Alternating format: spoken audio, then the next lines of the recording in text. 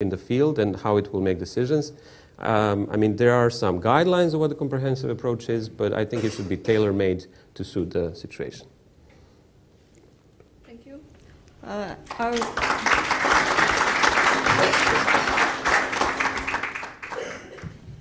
Thank you once more. Our last panelist for today is Erik Planitz from Arnold Bergerstrasse Institute in Freiburg. The topic of his paper is EU mediation in the Belgrade-Pristina dialogue, framing mediation success.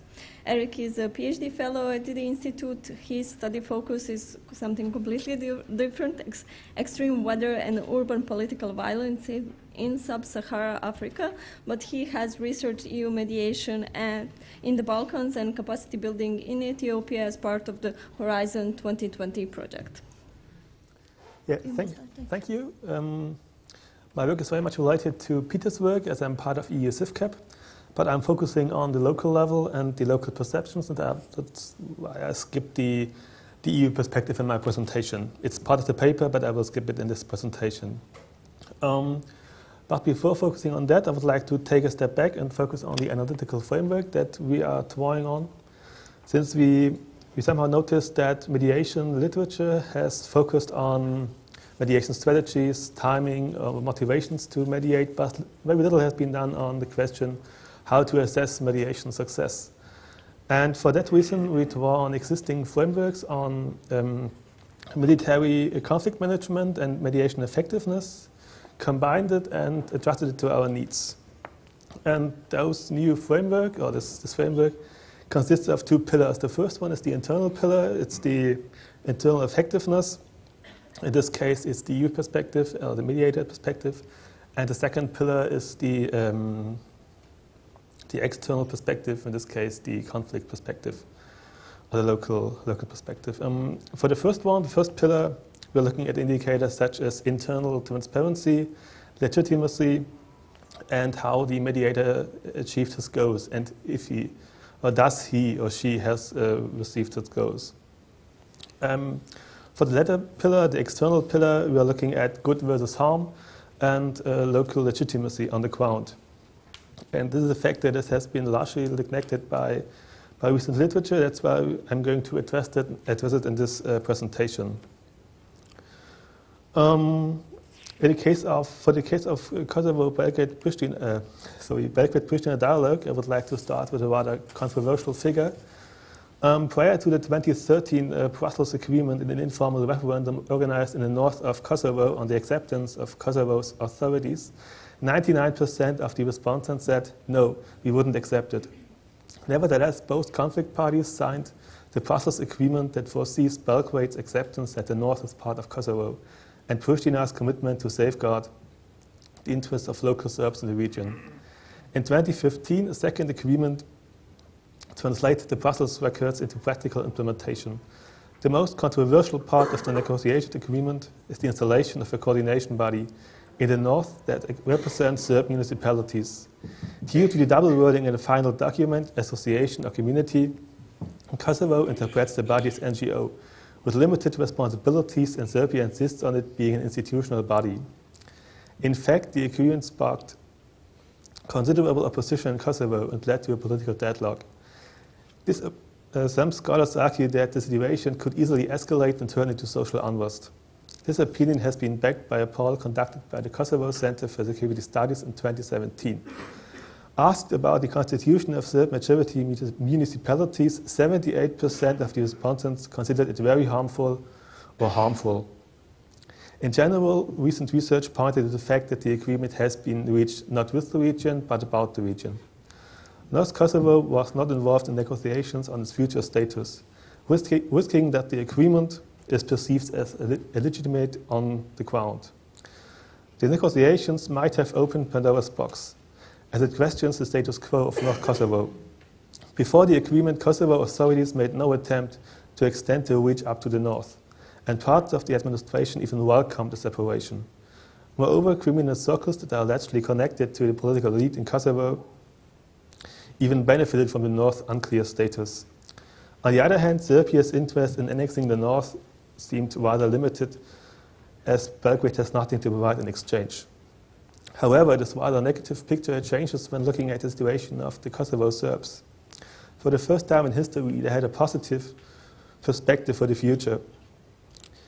Police forces and justice system has been incorporated into the Kosovo systems. The local elections took place largely peacefully, and agreements such as telecommunications, energy, customs stands, diplomas, or the freedom of movement have been implemented or are on track to be implemented. Despite the significant progress in some areas, the wording in recent status reports of both Serbian and Kosovo ministries paint a clear picture of mutual mistrust. In its 2017 report, Serbia accuses Pristina of blackmailing and alleged a lack of political will, an accusation that has been reposted by Kosovo. Moreover, Pristina blames Belgrade of dualism in implementation. Those allegations are just examples, but illustrate the long way to go to achieve mutual trust between both parties. The Belgrade-Pristina dialogue has been conducted at high levels, involving prime ministers of both Serbia and Kosovo. This has not come without implications for local perceptions of the mediation efforts. Recently published interviews with NGOs in Kosovo on the dialogue, I quote, it has so far not served the purpose of reaching everyday lives of people in Kosovo. Also, a survey among Kosovo citizens revealed that there's a tight majority of Kosovo citizens in favor of those negotiations. 38% do not support the dialogue. 28% of the respondents even stated that it should be stopped immediately. However, public support for the dialogue among Serbs seems to be higher. PCSP found that in general, I quote again, support the agreements with Pristina as long as it does not lead to recognition of the Kosovo. Accordingly, only 9% are against those talks. Looking at the development of conflicts in the region that are related to the Kosovo-Serbian relations since 1999 to 2015, support the previous argumentation. According to the data of the Heidelberg Conflict Barometer, the level of intensity in the issues of the status of the Kosovo decreased from 3 violent conflict to 1 dispute during the dialogue between Belgrade and Pristina. On the other hand, 2 new conflicts appeared in 2013 and 2015. In 2013, violent clashes between Kosovo Serbs and security forces in the northern municipalities occurred. In 2015, the database records a Category 3 violent crisis, conflict between Kosovo government and the opposition groups. Protests against an agreement delegating greater administrative powers to Kosovo areas within an ethnic Serbian majority has been turned into violent demonstrations.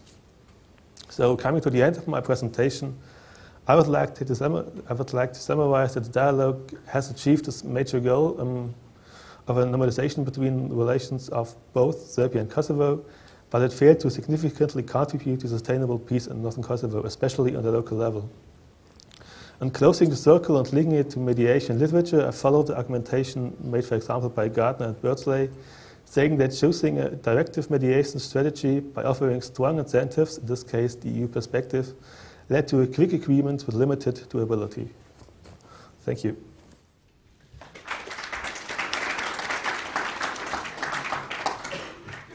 Thank you, Erik. I would like to thank all the panelists for compressing their extensive research in such a short period of time for presentations. And now we will move to the second part of this panel, which is discussion. Our discutant, Tobias Pietz, is the Deputy Head of Analysis Division at the Center for International Peace Operation in Berlin. His current focus area is United Nations, European Union and Africa Union peacekeeping partnership, as well as European Union missions within the framework of common security and defense policy. Tobias, you have the floor to offer comments and recommendations to our panelists. Thank you very much, Maya. Well, thank you very much for the invitation. And for me as an, well, let's say analyst slash practitioner, I don't know if I'm really a practitioner, but I'm more like an analyst. I think it was already very great to have the opportunity to dive into academic articles, which I normally don't do, because we all know we read a lot of policy briefings, but we hardly read anything longer than 5 or 10 pages, unfortunately. Well, a friend of mine at the Foreign Office said, like, 5 pages, make it 2. Just call me. So I guess in general, for me, it's great to be exposed to academic thinking. So thanks a lot for the opportunity also from the organizers. Having that said, and maybe you can hear my voice is a little bit rough, you have to bear with me. I have a cold, so I hope my thoughts are clear enough to understand and are useful in the session now. I'd like to start with Nikola Tomic's paper on the Horn of Africa. And I really like your analysis on both the structural but also like the individual impact in Brussels on the planning of missions and the reviews, especially that you actually have a look at the strategic planners and you try to interview them, you look at the papers. I was not aware that there's something like or that there has been something like a reflective corner and people in Brussels actually allowing people to write and publish something in public. Wow, you know, everything else is classified or limité. So I think I have to ask you for these papers. And I was, especially after the presentation of Professor Smith this morning, I was again happy to recall the more optimistic outlook that you have in your papers, although maybe I disagree, but I think it helps the discussion. And your paper is very optimistic about the structural ability of the EU to be a learning organization, especially when it comes to lessons learned or best practices.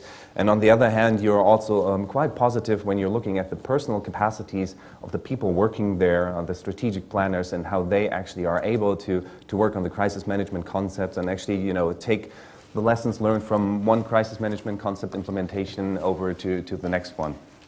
And actually, there's where my critique comes in. And I think you might paint the picture a little bit too positively there because, well, first of all, we still talk a lot about lessons learned, best practices here.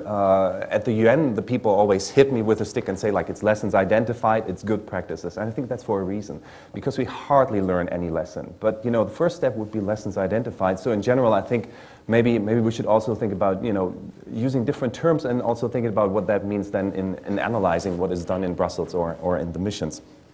But when it comes to lessons identified or the ability of the EU to learn as an organization, let me pick just one instrument that I think is really important for CSDP missions when we talk about organizational learning, and that's the strategic review of missions. Well, if you look at strategic reviews during the last couple of years, I think you've had a number of problems. You had institutional competition. Sometimes you have a strategic review done by CPCC, sometimes CMPD, sometimes they agree on it, sometimes, you know, they even split. But the problem is strategic reviews are mostly done top-down from Brussels. There's another thing, and that's positive reporting, or let's say everything but negative reporting. So hardly things from the mission that are negative end up in the strategic reviews or in any reporting, because member states, they don't want to know when something really, really goes wrong. And they also don't want to share it with their own public or in public themselves. So I think when you look into that, I hardly doubt that there's already a lessons learned system in place. But this is really something that you have to work on, and it means that if you don't have that in place, especially when you have, and ULEX Kosovo came up a couple of times, every strategic review done top-down led to a restructuring that was not according to local needs, that was not according to what actually the people on the ground thought. You know, we have to continue working, let's see, on property rights. We have to continue, you know, more on prosecution. It was only like, okay, 50% cut. This is the cut-off date. Go, and this time more local experts, less international experts. So I think in general there's even when you just look back 1 or 2 years, I see a lot of issues when it comes to institutional learning. And then on the individual level, I totally agree. I've met fantastic people at CMPD and CPCC with a lot of knowledge, with a lot of critical thinking that they put into crisis management concepts or operational plans, but they rotate. You know, it's mobility as everywhere. And so I was in a meeting with the people in charge for CSDP at the foreign offices of all member states just a couple of months ago, and they said, you know, we started planning a civilian mission.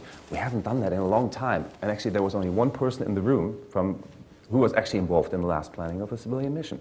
So there goes the capacity or expertise. And that's why, you know, you really have to think about, like, are there certain capacities that you have to just exclude from rotation or mobility? And I think strategic planning or you know, strategic review, stuff like that, for certain are part of that. And yeah, that's on the first paper. And then let me move to the paper by Neil and Simon, which I really liked. And actually, you had almost the same critical assessment as Michael Smith had this morning. And from your presentation, actually, it looked like you were very critical altogether, because you were cut short a little bit at the end. Because when I read your paper, actually, there was a little bit optimistic outlook. Huh? Maybe also some hope for Professor Smith, in the article, because the way you said OMC is actually somehow organizing within the EAS and also vis-a-vis the Commission is, it's pragmatic. You said, it's not hard law, but there are a lot of people who say, at the moment, we can't have the Commission take over the stuff. Which, except for the military thing, I totally agree with Michael Smith. And there are some cases at the moment where the Commission is actually doing mission-type-like stuff, in the field. That is exactly what CSDP missions do. But in general, you have to move around what is there. And I think the OMC, and I didn't know that, it pretty well delivers an interesting instrument and also catches what is happening there with Mogherini and her team. And I think, the development now also of the integrated approach, the reorganizing of the CSDP structures under Pedro Serrano, as well as, with PRISM and all that stuff, it shows that the direction is we want to try more, and we want to see if, in a pragmatic way, we can agree on something and, do it in this soft way. So I really like that. And I also like that you said, the Brexit thing, it's not all bad. It actually opens up a lot of opportunities. So that's also quite positive, and I agree to that. And from your paper, I still miss, and again, that's the practitioner, because I'm working for the Center for International Peace Operations, like, okay, what does that mean now for the field? I mean, OMC, like, how do we use that then in the field? Because one thing is you have OMC in Brussels, and people agree. But the other thing is you need something like OMC for sure, even more in the field. And there comes the comprehensive approach and, and all the other issues and problems we have. So I would love to hear more about that, and especially when you look at the case of Mali, and I will come back to that with the next comment. I think you can see how the EU should not do it at the moment. And I look at Gabriella because, who knows what the EU is doing in Mali? I think that's a good question. And coming to Pieter's paper, I know it's work in progress, you told me, but I think it's a great endeavor. I love the research design. I love that you're actually breaking down the comprehensive approach and its 8 points into 17 indicators. It's difficult, I know. You can criticize the research design a lot, but it's always great if you actually follow a path like that. And if you do more semi-structured interviews, I think you will have some really interesting results, and I'm happy also to receive them at the end. That said, I was wondering, okay, if you're talking about the comprehensive approach, why pick ULIX Kosovo?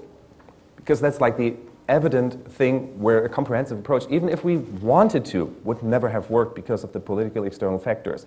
So, it's so evident that probably everybody you are asking and interviewing will just, make the same point. So I'd rather suggest to actually pick a different example. Also maybe missions, and we're all talking about training, capacity building, etc. Maybe missions that have been, since ULEX, the more typical missions that are deployed in CSDP.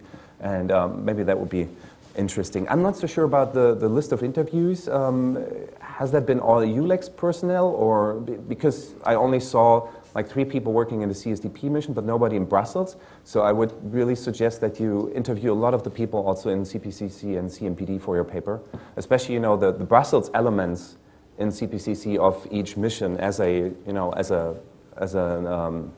linkage between Brussels and the missions might be also interesting to look into. And in general, I think that's great.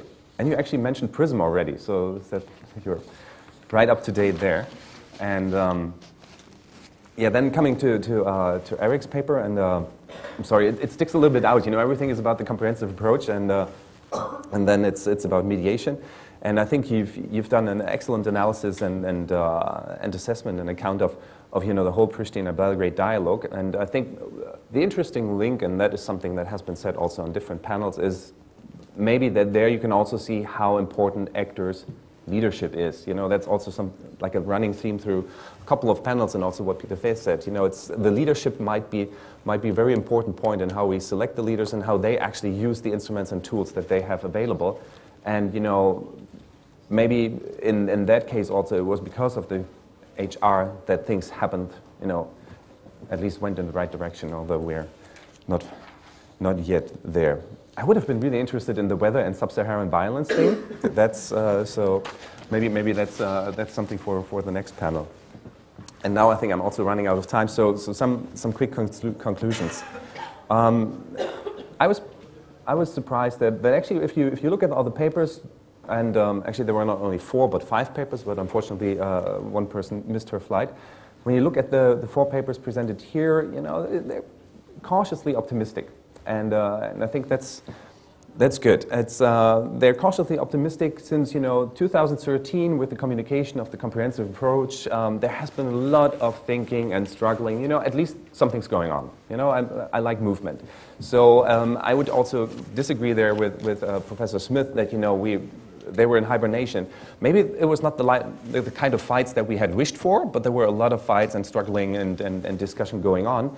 And maybe it's also not the results that we hope for, but, you know, at least things are tried out. And what I miss a little bit about in the analysis in general is probably the role of the Commission vis-à-vis the EAS when it comes to the comprehensive approach. You know, it was coming up here and there, but I think the Commission is really the big elephant in the room. What they do, and I totally agree with Michael Smith, what they do so often resembles what CSDP is doing after a long and complicated process with member states deciding on putting together a CSDP mission and putting them in place. You know, it's really, sometimes it might be more efficient and, you know, and it's good to pick your fights as a member state, so maybe not picking fights over CSDP missions, whether to be deployed in Iraq or, you know, or elsewhere.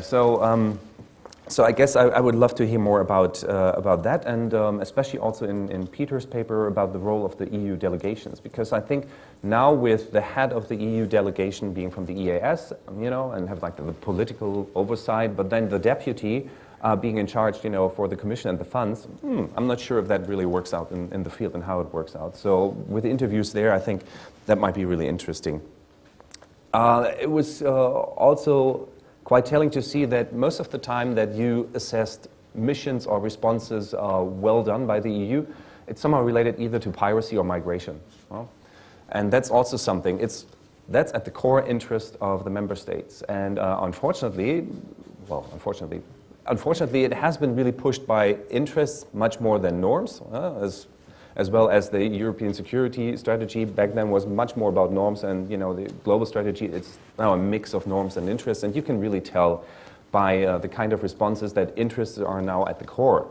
And so, of course, yeah, member states can put their act together when they have the feeling that otherwise 300,000 people are showing up at their borders. But in general, I think we need to talk about CSDP being of much wider use also for Europe in many ways, and I hope that we get there eventually, because it's all in the European global strategy, which I very much like. Mali, yeah. When Gabriella talked about Mali, I was also thinking about, okay, I just tasked a research assistant at my institute to just figure out what is done in Mali by the EU. And I can share the table with you. It's amazing. It's amazing how much, you know, activities, actors, stuff, and, you know, and we don't even count in the bilateral stuff, the UN stuff, everything. And then in Mali you have the 2 missions. And I like the idea of having one EUSR for 2 missions, a military and a civilian one. And I'm totally on board also with really changing, you know, how the head of mission should be able to head a mission similar to the SRSG. But I always wondered, like, why do we always have, you know, 2 separate missions there? Why not having one? I mean, the UN is doing multi-dimensional peace operations, and there are, you know, military, police, civilian, everything's in there. But we come up, you know, with, oh, we need a military training mission, then police, civilian, and whatever. And after that, we figure out how can we streamline that. So maybe there should be also an alternative in putting together these missions more like a multi-dimensional mission, if needs be. Maybe often we only need a civilian mission. But in Mali, I mean, you also have a commission project since this year called PASEC. I don't know if you heard about it. It has the same budget as OICAP. It works on security in central and northern Mali. And somebody from the EIS told me that actually the head is also called head of mission. And so you just wonder, why do we have always to go through the long process, you know, for CSDP when actually the Commission is doing similar stuff and maybe can react in a quicker way? And then, of course, and that I leave that for the discussion, comes our new instrument now to strengthen our High Representative, which is Article 28. And that opens up much more options, I think, for the High Representative and her team and the EAS. So, sorry, I'm way too fast, and I have no time, so I'll leave that for the discussion. And yeah, no, I'll leave it here. Thank you very much.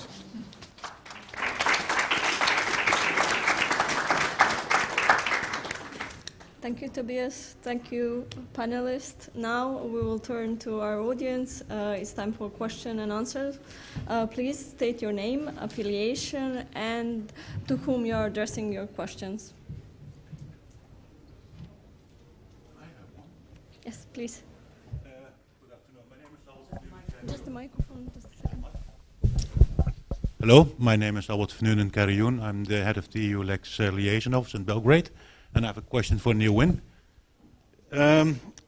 You mentioned the fact when you're on how can we improve the assessments and improve the CSDP policy making, and you made one comment that I was quite triggered by, that we have too many instruments. Could you elaborate on that comment, and do you think that we have the right instruments in the first place?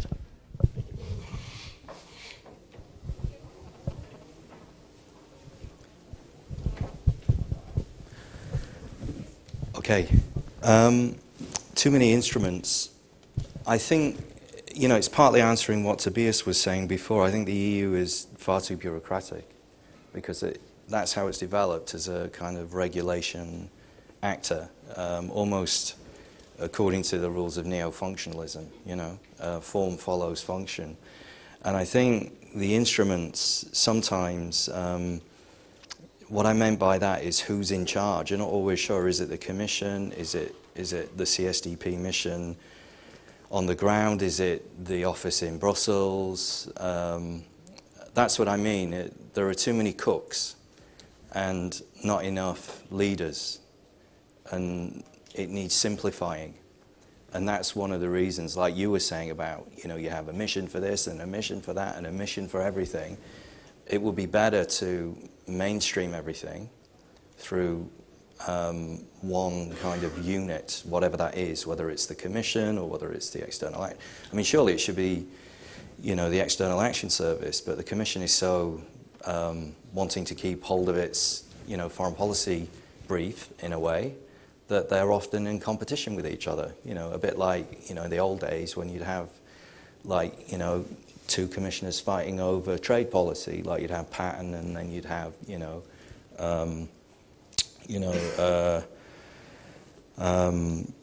other economic brief commissioners. Was it Moscovici? We're always fighting, you know, and I think it's almost built into the system, so it's dysfunctional to start with, in a way. And I think the EU does operate according to bureaucratic rules, norms.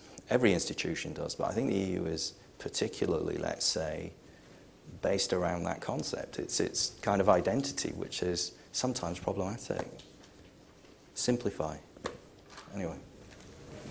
Thank you. Next question. There was a gentleman in the second row. Yes, here. Hi, thank you. Mel McNulty from the NATO HQ in Naples. A specific question for Erik about the Belgrade-Pristina dialogue process. What significance do you attach to the fact that this has now been elevated to presidential level this year, has been conducted directly between President Thaci and President Vucic, and this corresponds with the initiation by President Vucic of an internal dialogue within Serbia on the status of Kosovo? And I asked that question advisedly in front of a Serbian audience.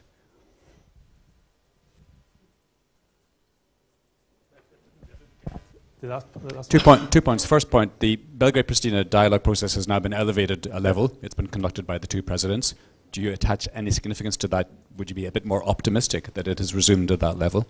And secondly, how do you relate that to the initiation by President Vucic of an internal dialogue within Serbia on the status of Kosovo?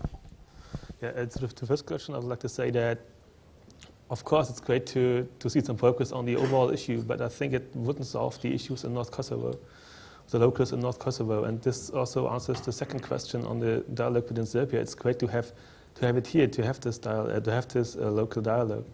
But the thing that has to be taken to the ground in Northern Kosovo to talk with them on the problems arising from the agreement in Brussels. I think it's a good way to start, but it has to be enhanced to Northern Kosovo.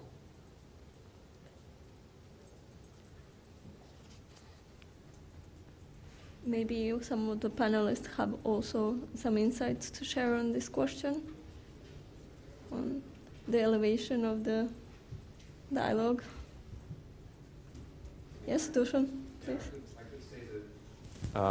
Sure, it bears political significance, but in terms of implementation, the technical teams will remain more or less the same, and then they are the ones that need to put it into specific points how to implement these decisions. And I think the main issue was that it's difficult to find particular solutions, because at the political level in Brussels they come out, they say we agreed on this and there is a document that's assigned, but then the implementation is where the dialogue is struggling.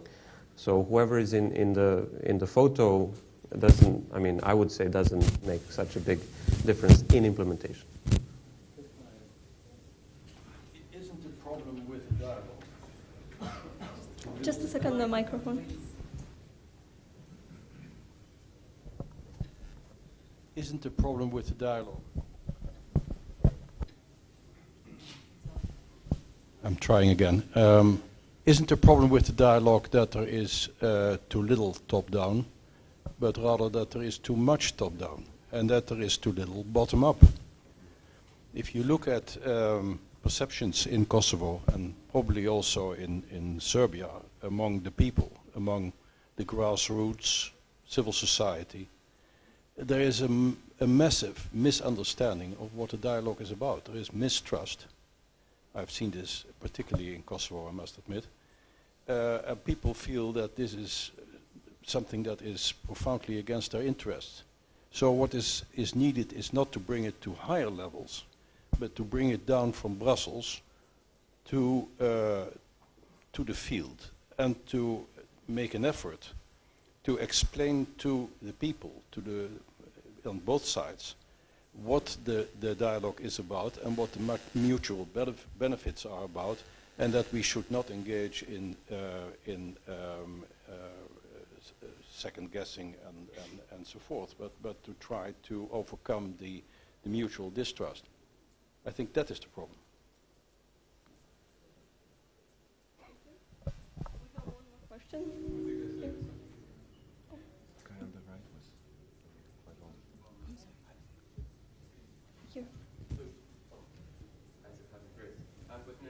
I'm from East Training Center, and also I teach at the University of Utrecht.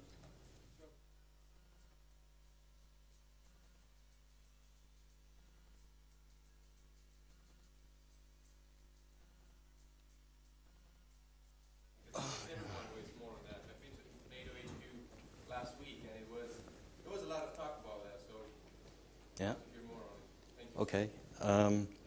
Well, I think the first opportunity is just to move ahead, with a headquarters. So if the EU wants to develop its own defence identity, this is a prime opportunity, because Britain always vetoes that particular one. There's an opportunity. Another opportunity, if they don't want to do that, is to develop the permanent structured cooperation, enhanced cooperation between states. To a greater degree. I think one of the reasons it hasn't been developed is partly because the UK has been withdrawing its resources from CSDP. Indeed, from EU foreign policy since 2010, since David Cameron joined the party and really did very little apart from anger his colleagues. And I think other opportunities, you know, you could develop, but there are problems with it as well. I mean, you know, let's say that Britain has a lot of intelligence capabilities, defence capabilities, and the EU will lose those. And then, you know, how do we set up a Europol mechanism in The Hague so that Britain can remain part of the discussion? Because security will still be there. So counter-terrorism, migration, organised crime. The UK is a key player in all of these, but I think the main loss will be in terms of the defence capabilities, but it is a real problem, you know, but I think it is an opportunity. It depends how you look on it. You can see everything as a problem. There are no such things as problems, there are only issues. Issues that require solutions, and maybe that's the best way to see the UK departure, rather than as something that's going to inherently harm European security. There will still be cooperation, but nobody knows what that cooperation will be because the government doesn't know anything.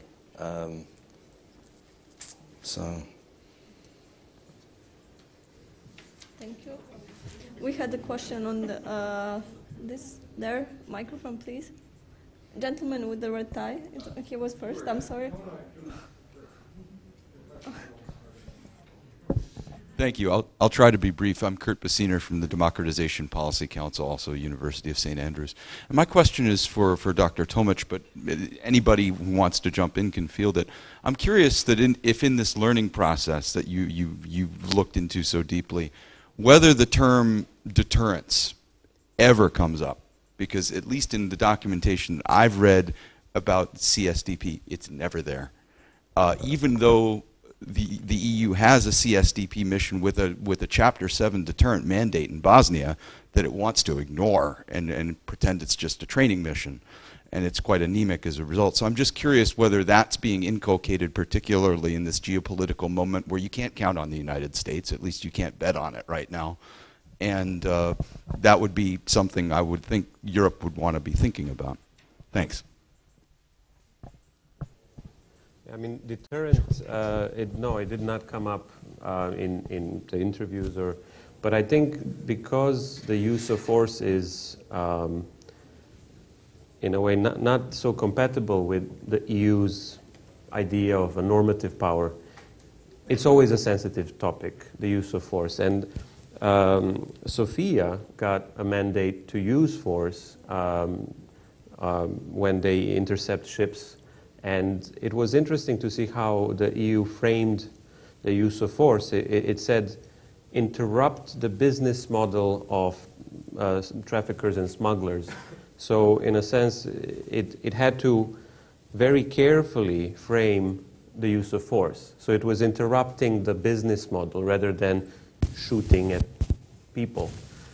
So it's very sensitive, and I don't think the EU will sort of push and emphasize the deterrent narrative. I think it will focus on training, capacity building, local ownership, being the good guy. Because let's not forget, the EU, nobody is afraid of the EU. So the only way that the EU can get political buy-in locally is to be seen as a legitimate actor. And the way it does that, it always looks at UN mandates, if they can find a UN mandate, or a mandate that they can incorporate, a sort of a UN mandate. For example, in Sofia, the UN did not say, here's a green light, EU, go and interrupt the business model of traffickers, but instead they said, can you, while doing that, also monitor the embargo of weapons in Libya? So that gives legitimacy to the mission. But it doesn't really have a mandate. They did have a mandate for Atalanta and the other Horn of Africa missions.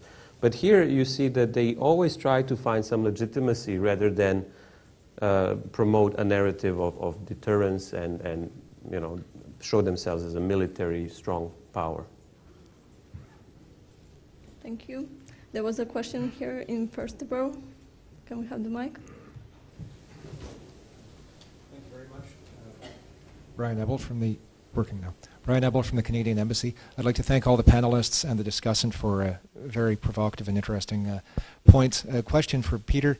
In order to assess the effectiveness of the European Union and the potential effectiveness of the European Union as a crisis actor, I think we need to ask ourselves, who are the masters of the universe?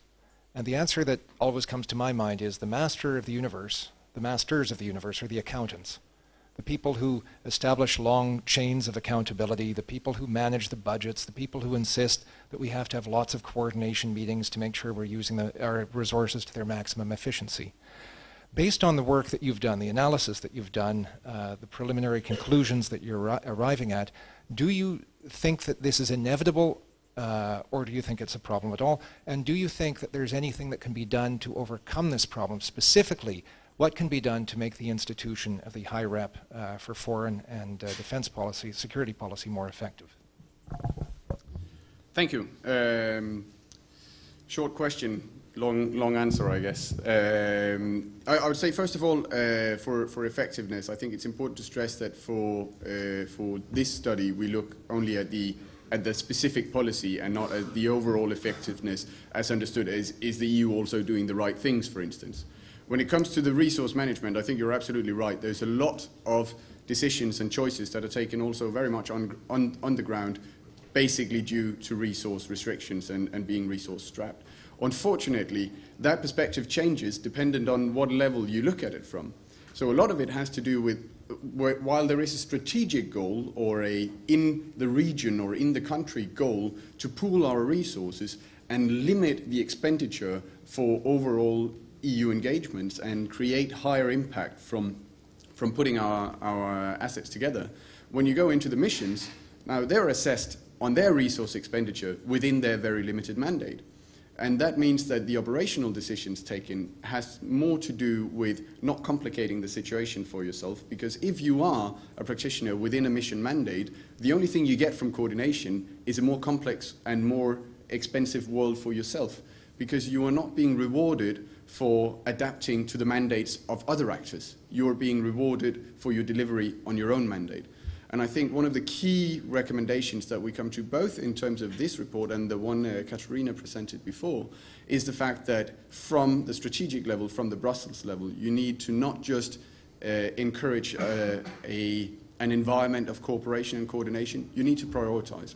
Because what you need as a practitioner are priorities, and you need to know with whom to coordinate what to reach what overarching goals. And if that is not being delivered, then it will continue in the current more or less stovepiped way, where the only places where we see effective coordination are where mandates actually overlap. Maybe we have time for one or two questions more.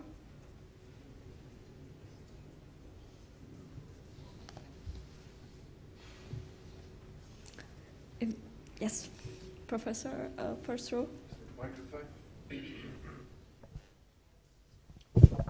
Simon Sweeney, University of York. Just a general question. We've heard quite a lot this morning about interests, and one of the weaknesses of CSDP historically has been the failure of member states to identify common interests, and indeed the clear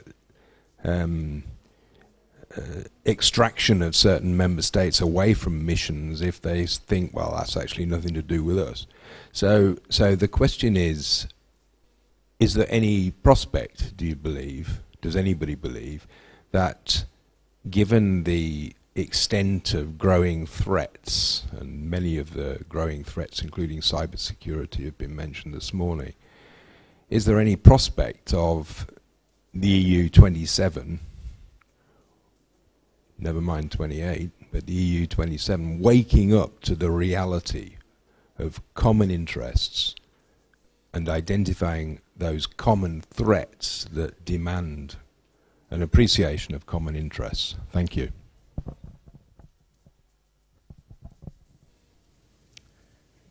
All the panelists can share, and we can conclude offer their answer to the question, and we can conclude the panel with everybody offering their perspective on the question. Thank you. Well, maybe I could just answer your question, Simon. I think that you need a strategy, and I think the EU lacks a grand strategy that is worthy of the name. So I think the answer is no, that national interests still rule the roost when it comes to strategic activeness. And tying into what Kurt said over here, I think, you know, this goes to the notion, can the EU develop into more than just a crisis manager? No, it can't, because it's not intended to, and the member states don't want it to. And they're one of the reasons why they're not allowing it to develop a grand strategy with a military component that's worthy of the name, where you could do war fighting abroad. And I think it would be a great loss, actually, on a personal normative note, because the EU is as Nikola was saying, a you know, kind of honest broker in the wider world. It is not governed by the same rules that nation states are. It's not seen to be a threat in the same way, so it can actually achieve more doing what it does, I think, rather than trying to turn itself into a state writ large with state-like, polity-like attributes to become a, you know, something different, to go beyond what already exists. But I don't think that will happen anyway, because member states are very jealous of their powers, and hence the need for the open method of coordination. I could supplement, if only briefly, saying that for what I've been looking at with the Horn of Africa particularly, I would say the strategy is there. There is a regional framework, and it does specify the more or less common interests of the EU. I think there's a disconnect, though, from the strategy to the implementation, when all of these strategies, whether it's the comprehensive approach saying what should be coordinated and what should be delivered, which we have black on white, or it is the regional strategic framework, if that is not translated into direct tasks in the mandate, it doesn't change the current sort of stovepipe delivery on the ground. And I think that's where the key disconnect is. I'd just like to add, in cases where there is no interest by the member states, that is potentially not necessarily a problem. The problem lies when there is an interest not to do something. But a lot of the member states will get a proposal and say, sure, let's do this. I mean, something needs to be done. It's a problem in the world. But when there is interest not to do it, that's when the political level is such a big obstacle. And our discussant said that strategic reviews tend to be top-down. When there is no consensus, and that opens up the space for institutional actors to propose a strategy so when there is no consensus, that's when the problem occurs. When there is a consensus that something needs to be done, but we don't really have a strategy, sure, it's not ideal, but it's not going to stop CSDP. Nothing to add on that. Nothing to add on that. Thank you. I would like to thank... yes, Tobias. Sorry, I'm the discussant, but I would love... Actually, just when you look at CSDP, I'd actually say interests are not helping CSDP to be effective or efficient at all. Because somehow interests are producing CSDP missions that tend to be not focused on the situation on the ground. You know, it's more like we have to do something, but nobody can still explain to me why we had to do something at the Juba airport and call it CSDP. You know, it's like, really? But it was because, you know, the French said we want to do this, and the Brits said, well, if you do that, then we would like to have that. So the way that some of the CSDP missions tend to, you know, be put together out of interests of certain member states do often not help that these missions actually be effective or efficient in the long run. At least that's my feeling. And when you look at now currently the mission in Iraq, you know, I think for over a year, member states debated, we want to have a mission in Iraq. And then somebody else came up, Serrano and his team, with this Article 28, you know, thing. And then they said, we want to do Article 28 first time in Iraq. And the Swedes said, no, we don't want to, but we can maybe have a CSDP mission in Iraq, and in that case, we agree for you to try out Article 28 somewhere elsewhere. And this kind of thing doesn't help to really design a CSDP mission that reflects the problems on the ground. So I'd say less interest might help, at least, in a bureaucratic institution like the EU, it helps if you have less interest, maybe. But that would be now a counterfactual thing, I guess. Thank you, Tobias. I would like to thank also our panelists, the audience, and I think it's time that we let you go to proceed to the lunch. And also I would like to apologize to our panelists if I mispronounce some part of your biography. First time moderator, next time I'll be better. Thank you, and thank you for coming.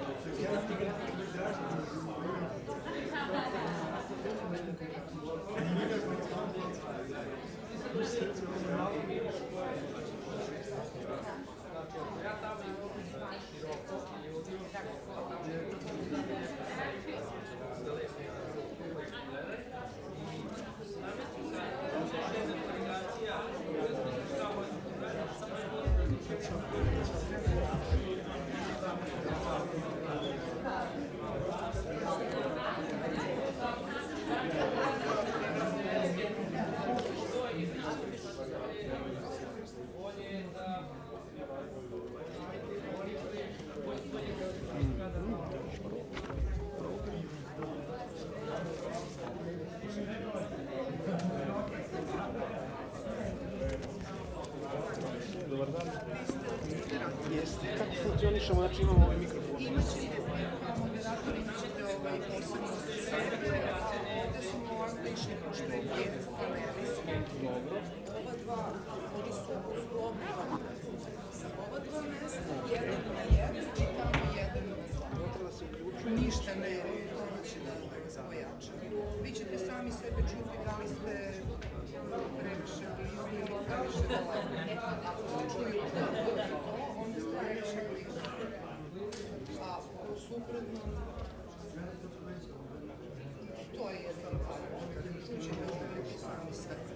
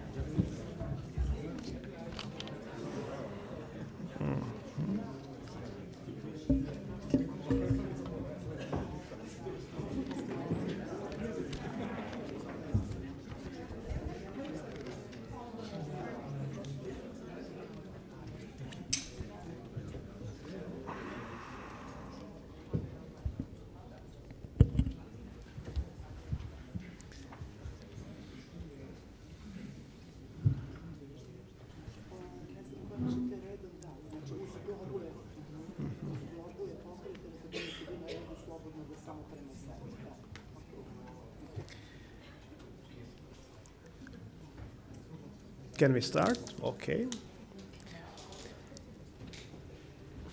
Good afternoon, ladies and gentlemen. Welcome to the third academic panel at this year's Belgrade Security Forum 2017 academic event.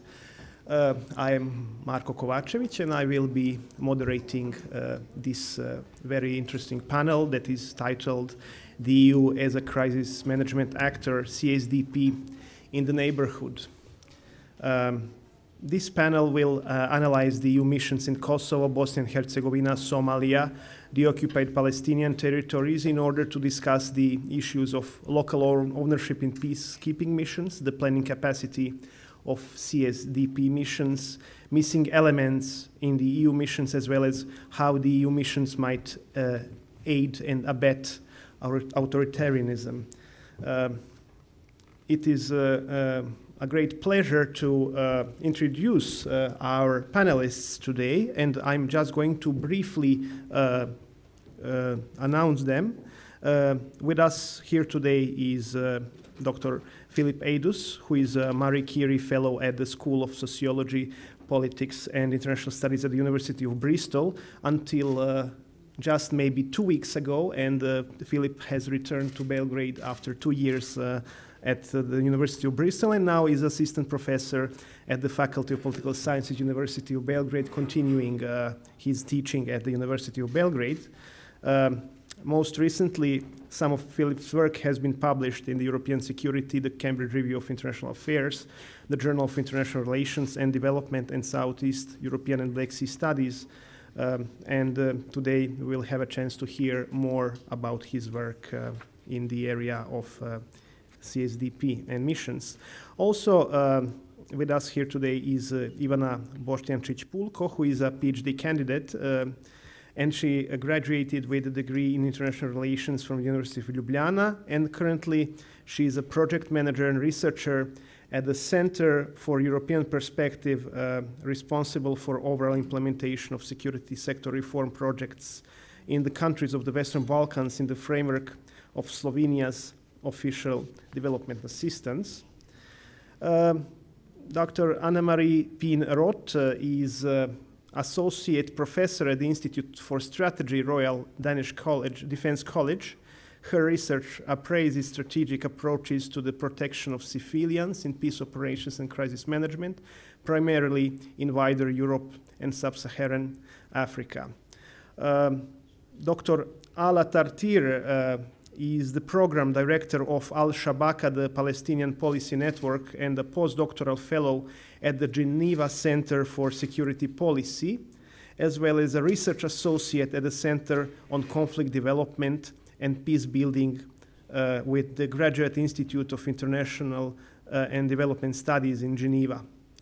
As our discussant today, we have Dr. Vladimir Ateljević, who is currently the advisor to the Minister for EU Integration and a member of the Serbian EU accession negotiating team. Within the team, he is in charge of chapters 30, External Relations, and 31, Foreign Security and Defense Policy.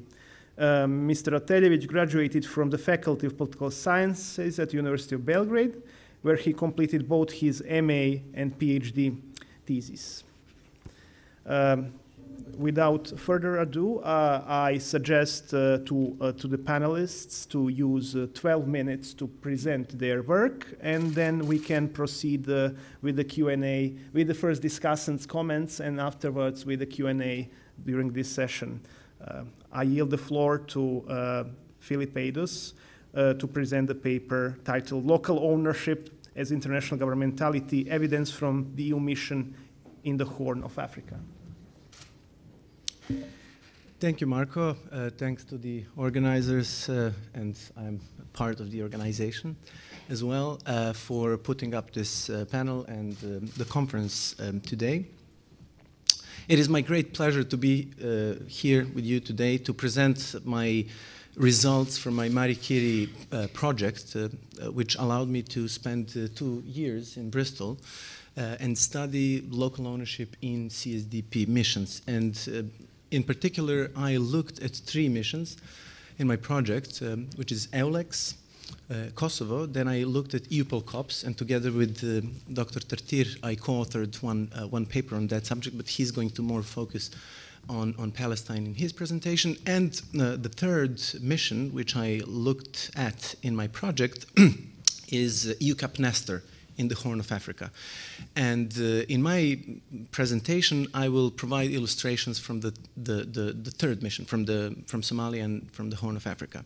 And basically, my entire project started off with a general assumption that over the past 20 years or so, there has been a fundamental shift in policy discourse of international peace building and state building interventions towards local ownership. Local ownership has become a veritable orthodoxy of international interventions. Everyone agrees that the interventions need to be locally owned, but there is very little work on what actually local ownership means in practice. Why is it so important for international interventions? How is it operationalized on the ground? Through what techniques, technologies, and everyday practices? And finally, maybe most importantly, it's why local ownership has been the weakest link in international interventions. So the empirical record, and this is not stemming from my own research, but from literature review, shows that local ownership has been one of the really the weakest spots of international interventions, not only the EU missions, but also UN, and many other external interventions in state building, peace building, security sector reform. So the failure to implement local ownership on the ground has really been all-pervasive. So the question is why? Why is this so? So I pose those three questions, and I make three basic arguments. I will make those three arguments here briefly, and I will provide a few illustrations for each.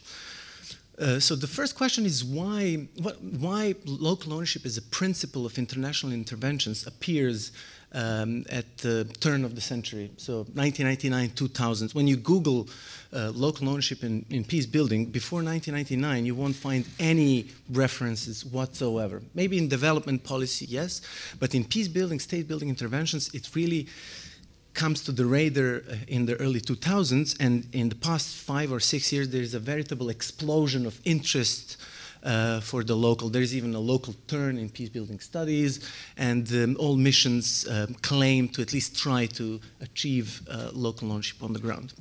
So I argue that the political rationality behind the emergence of this principle is the rationality of the interveners, not the rationality of the locals.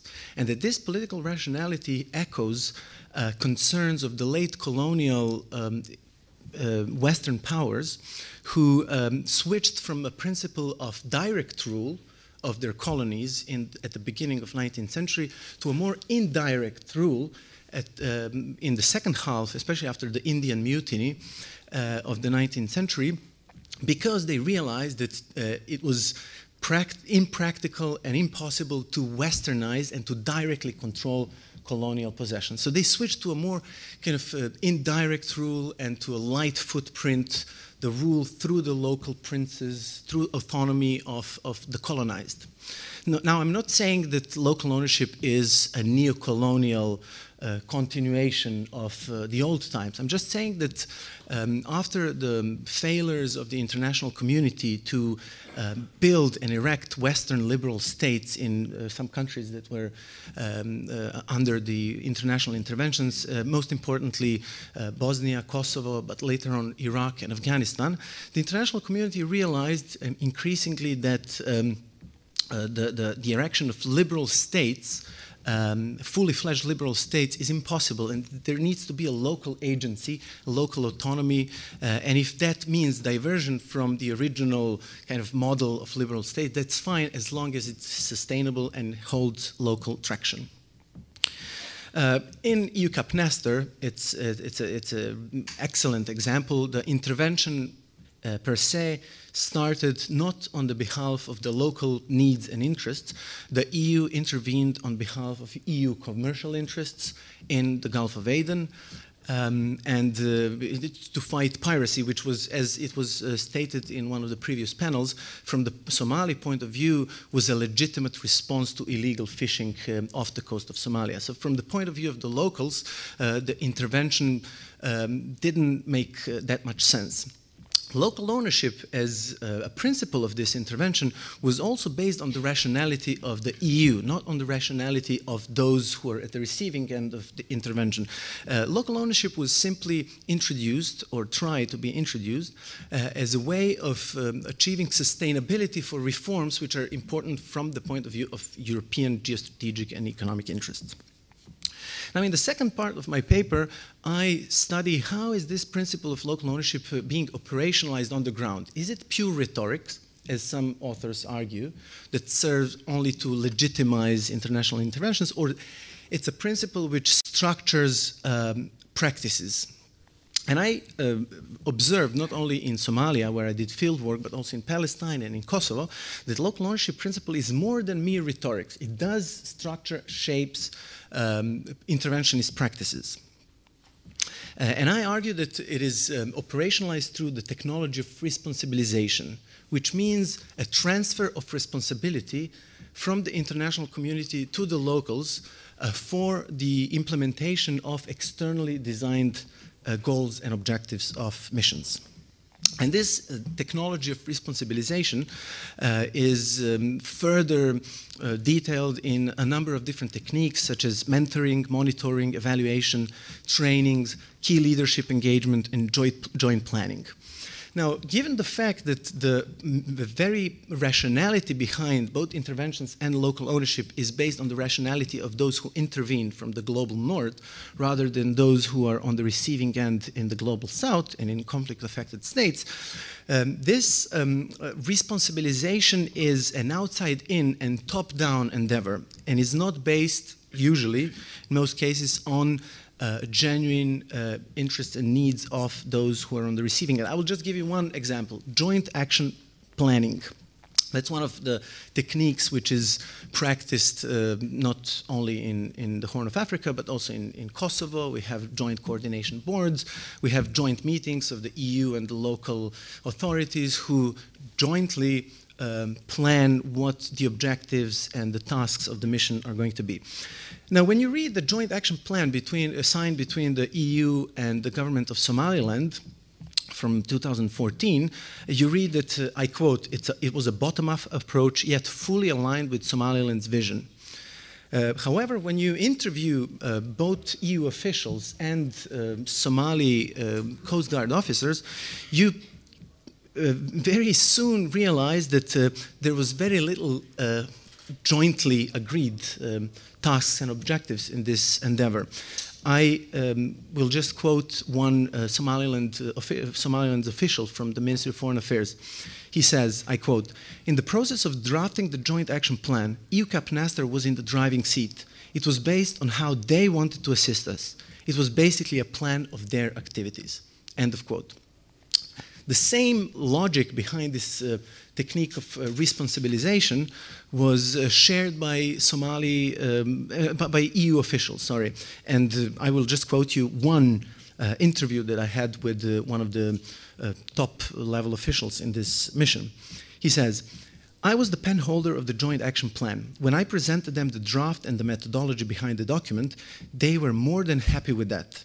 They were themselves not able to make additions, not only because of limitations in their command of English language, but also due to their inability to master the intricacies of maritime security." End of quote. I mean, it's important a little bit to contextualize this mission. Somaliland's Coast Guard, until recently, didn't have a headquarters. They didn't have the building. Many of them, or most of them, don't know how to swim, or didn't know until recently. They don't have basic preconditions to have a Coast Guard. And with the help of EU Capnaster and other donors, they're trying to build those capacities.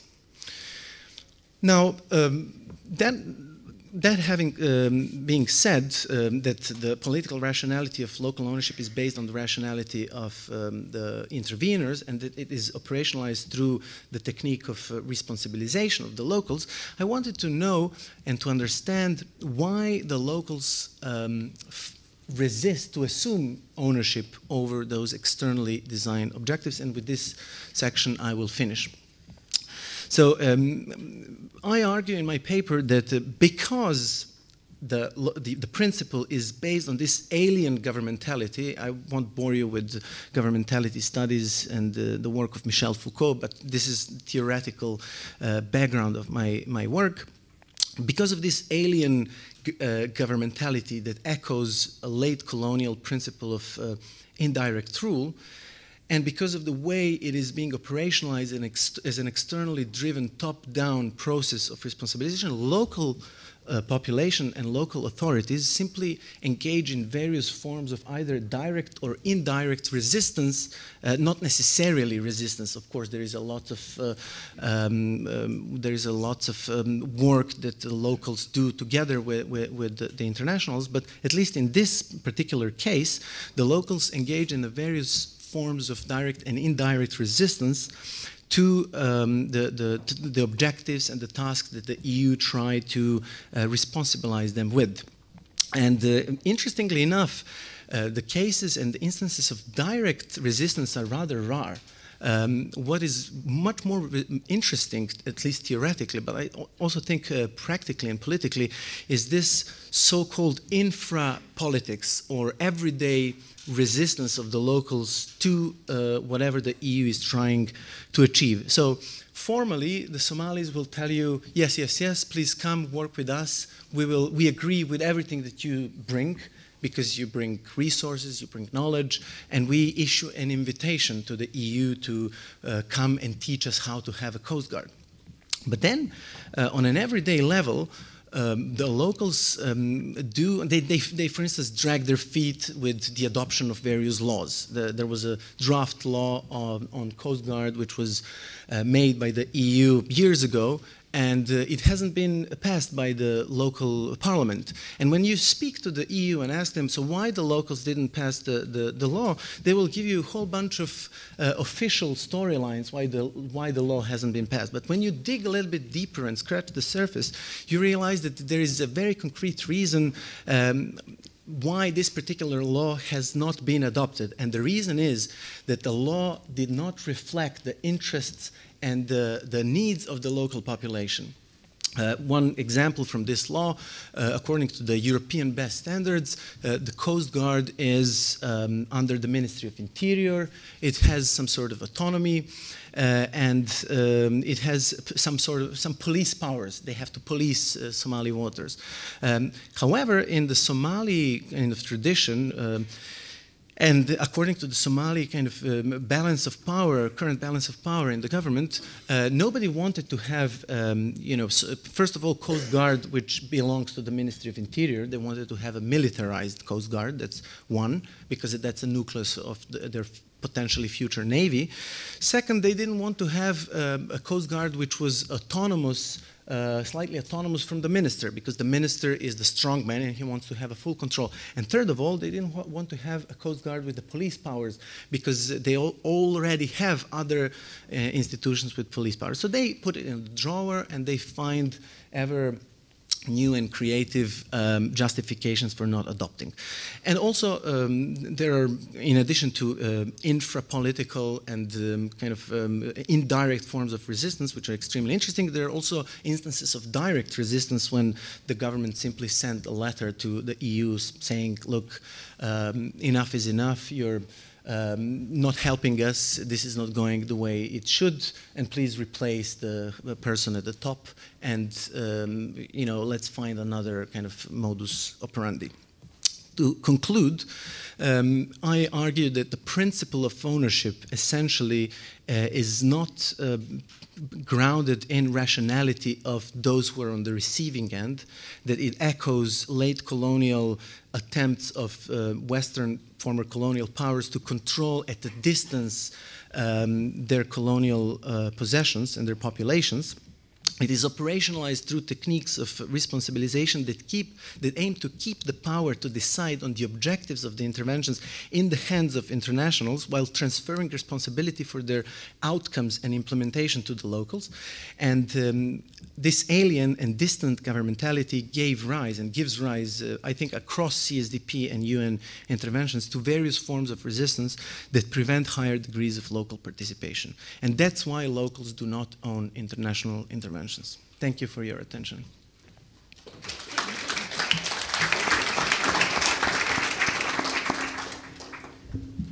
Thank you, Philip, for presenting us your research on this very interesting topic. And I would like to now yield the floor to Ms. Ivana Boštjančić-Pulko from Center for European Perspective to present her work titled Evaluating Planning Capacity of CSDP Missions, the Case of EULEX Kosovo and EU4 Altea.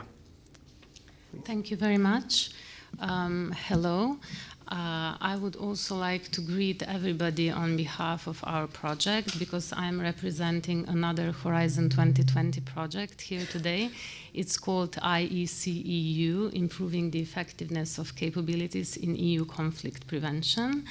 And thank you to the organizers for inviting me and accepting my paper. And it's also very nice to see that such a large crowd is interested in CSDP. I would also like to use this opportunity because with another consortium called WASCAP, we are organizing a final conference because our project is ending soon on the 8th of November in Brussels. So if you have time in Scotland House, you're kindly invited.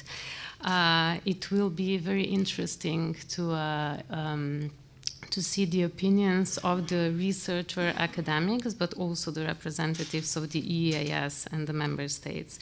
Because through our research, if I quote an EEAS representative, he said, EU is simply not made for CSDP. And also we realized, assessing the two Balkan missions, namely EULEX and EU4 Althea, that CSDP is positioned very low on the political agendas of the member states. So because Slovenia is a small country and we cooperate closely with our Ministry of Foreign Affairs, it is actually very nice to see that they invited us for a joint brainstorming, and they said that they would like to hear some fresh ideas maybe from the researchers, which might help them for maybe some kind of a new breakthrough on the strategic level. But anyhow, on a more positive note, I think we realized that it's actually in the given circumstances quite remarkable what, for example, EULEX managed to achieve. My paper is building on the work which was actually done, led by Dr. Rok Zupancic, who is sitting there, by the from the University of Ljubljana. And it will focus on the planning capacity of CSDP mission. I will explain a little bit on methodology as well, and then some lessons learned and recommendations from our research. So just a few lines on planning. We believe that planning is very important because it considerably influences the possible success of the mission in the future.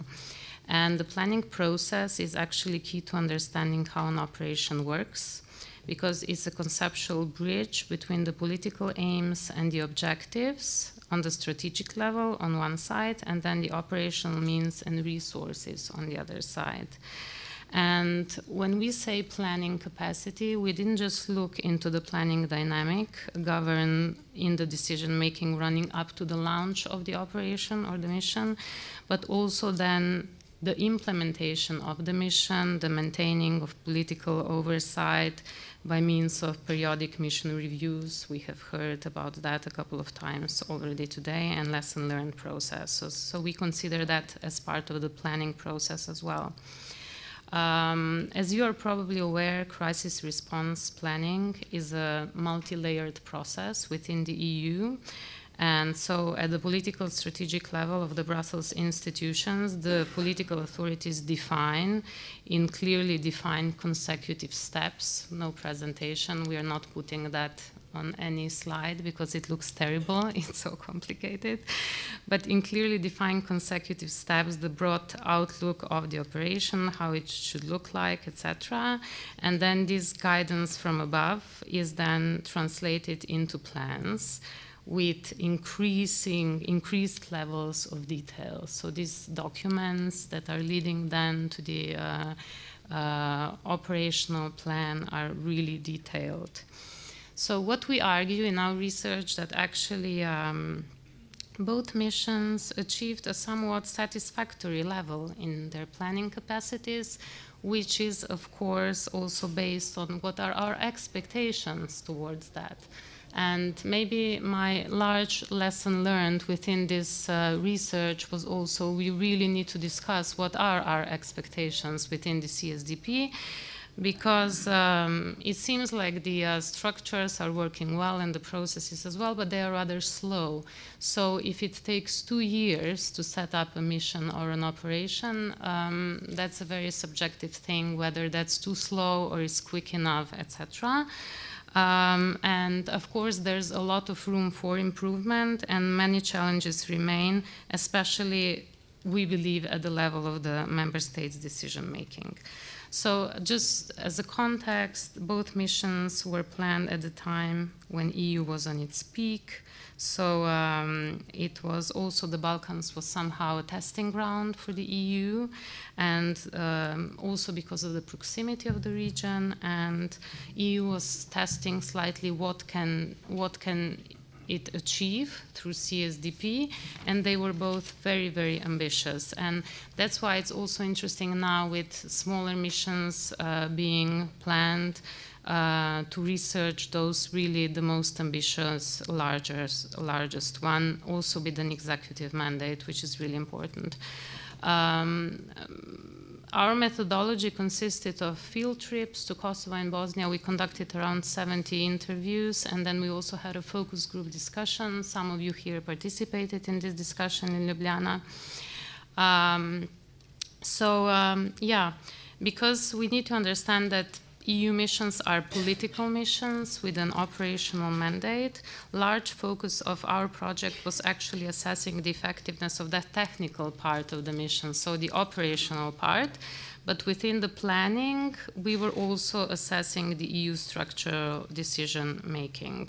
And when generally comparing CSDP maybe to the other models of crisis prevention in other organizations, it is sort of clear that there is a much more extensive political approval process within CSDP. And we feel that maybe this political oversight is going into too much details, and the member states are therefore a huge showstopper for a better implementation and planning of the missions.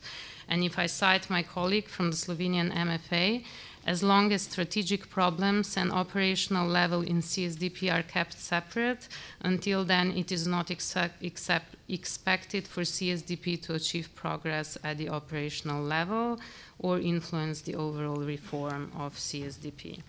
So when both missions were planned and started, they raised huge expectations, especially ULEX. And that proved to be quite a problem afterwards, because they really couldn't build on those huge expectations. And it was also relevant for EU's self-perception as a foreign and security actor. So if I just move now to some lessons learned from both missions, what we actually listed as success indicators. Both missions were preceded by other missions. So in the case of ULEX, that was UNMIC, and in the case of EUFOR Althea, that was by I4, S4, so NATO's operation. And we actually assessed that as a good thing, that EU was building on the actions of other organizations beforehand. For example, in Bosnia's case, S4's operational plans were already in place and formed the basis for EU4 strategic and operational planning. But what came afterwards, because this sort of handover from the NATO's missions to the EU was assessed as quite simple, even though the negotiations between NATO and EU took quite a long time.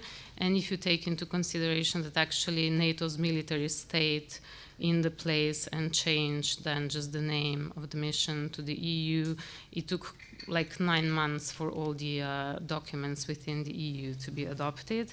And all the later reconstruction of the mission, because the mandate was adapted, I think 4 times, was driven primarily by the lack of political will by the member states and also withdrawal of the participating nations. The first mandate in ULEX, which was sort of covering 3 components, police, justice, and customs, was restructured in 2012 into strengthening an executive component, and that was assessed actually as a very good thing for the future implementation of the project.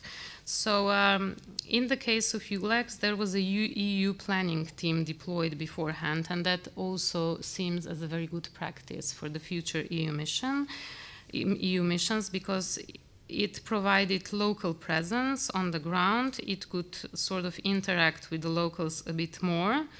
And it helped with recruitment and deployment of staff at these initial phases.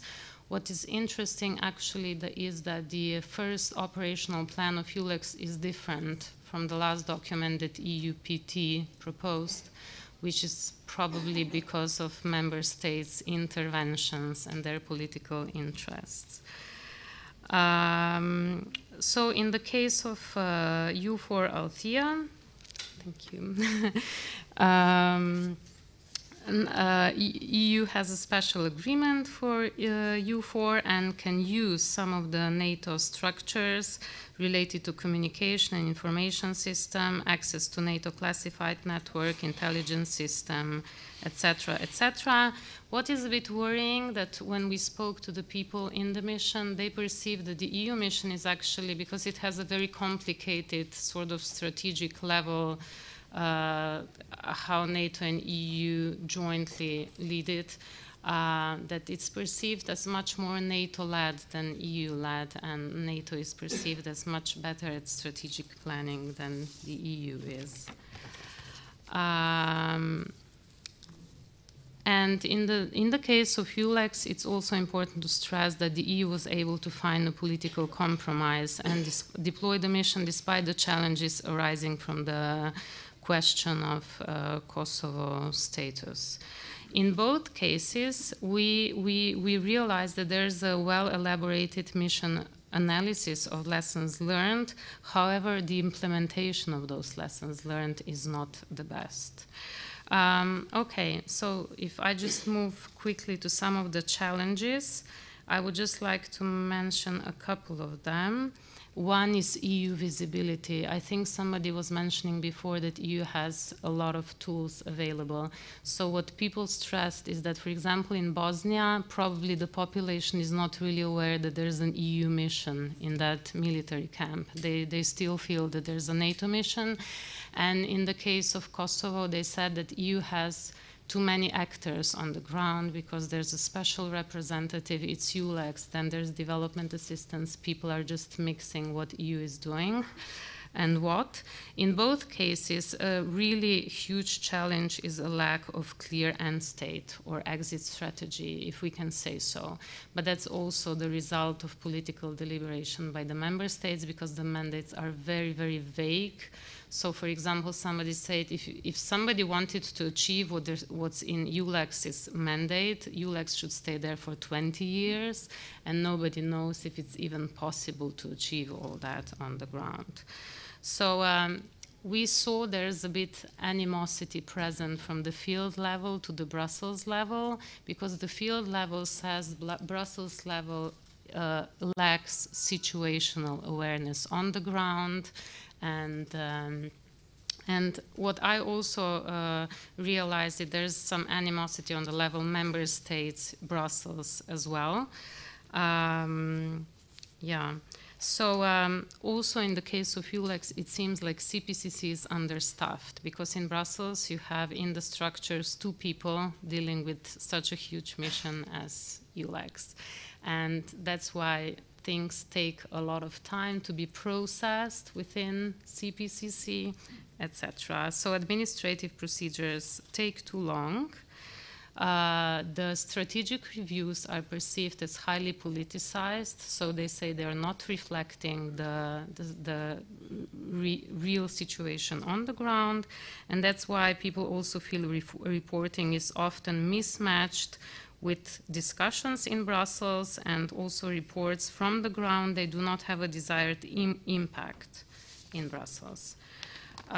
Okay, there was also, just one more minute, there was an issue with the pre-deployment training, because people stressed a couple of times, member states are not deploying their best staff, this staff is not trained well, and this is causing a lot of issues within the mission.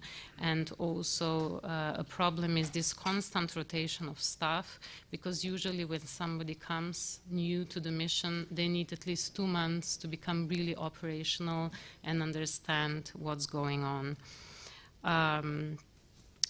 And just a couple of remarks. We feel there is maybe not, as general conclusions, not enough conditionality in CSDP mission. This extensive political approval process is a real showstopper. Lessons learned are not taken on board, and also CSDP was generally intended to serve as a rather short-term instrument, but in the case of both missions, it turned into a very long-term ones, and that doesn't probably work too well as well. I would stop here. Thank you very much.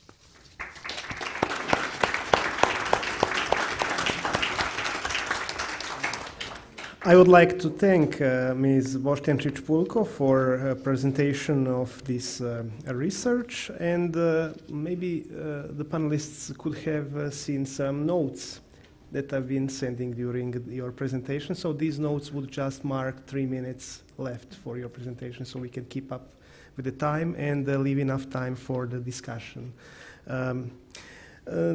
Next panelist with us today is Anna-Marie Pinroth from the Institute for Strategy, Royal Danish Defense College, and she's going to present research titled EU Conflict Prevention and Peace Building in the Western Balkans and Horn of Africa, What is Missing? I yield the floor to Ms. Pinroth. Thank you very much. And thank you also to the Belgrade Center. The Belgrade Center for Security Policy has done an extraordinary job preparing this, and I think that deserves a nod here from me as well. So thank you very much to you. Also thank you to the EU, our funders, right? We sometimes forget to mention this, but I think it is worthy of mentioning, in particular, when we're talking about issues like what we are today, because we have throughout the day already heard about individual research projects as well as 3 big EU-funded Horizon 2020 projects, which are research projects funded by the European Union under the call to identify best practices and lessons learned within this field, how the EU best prevents and responds to conflict. And I think that's important actually to acknowledge, because it is one way in which the European Union is putting, literally, its money where its mouth is.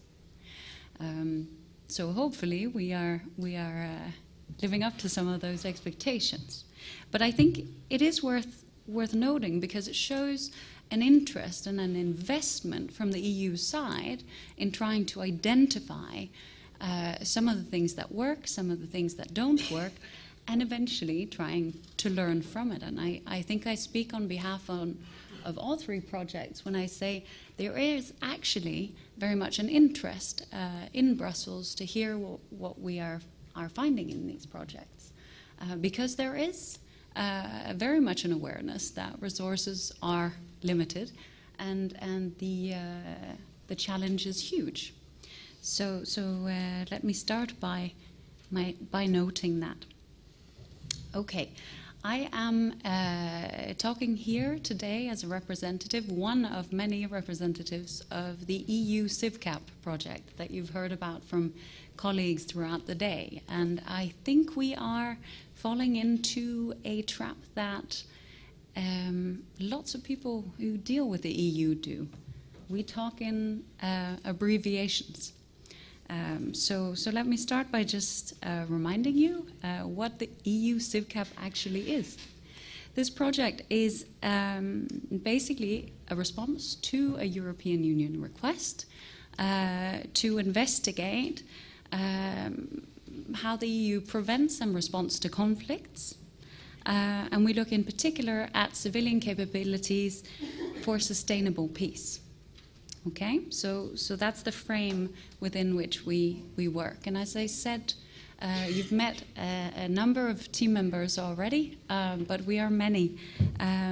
We've been working on this for 3 years. There are 9 work packages in the project, of which I'm only presenting one. So I think that's worth mentioning, in particular also because our consortium leader, Anna Jonkos, has only been able to join us this evening, unfortunately, and I think Bristol, represented by Gilberto over in the corner, also deserves a nod.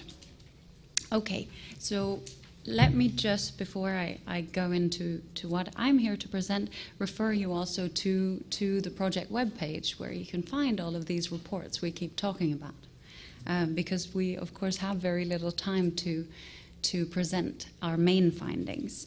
But on the webpage you can find both all of our research results, the reports, but also the events that are hosted. Right, enough of the advertising.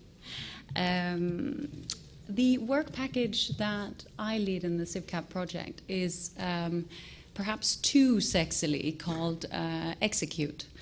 But it is basically about how we do EU conflict prevention, how we do peace building. Okay, it's about the execution of these types of activities, which is why you have heard a lot of focus throughout the day on implementation. We focus on the 2 regions, the Western Balkans and the Horne of Africa. And the report that I have submitted for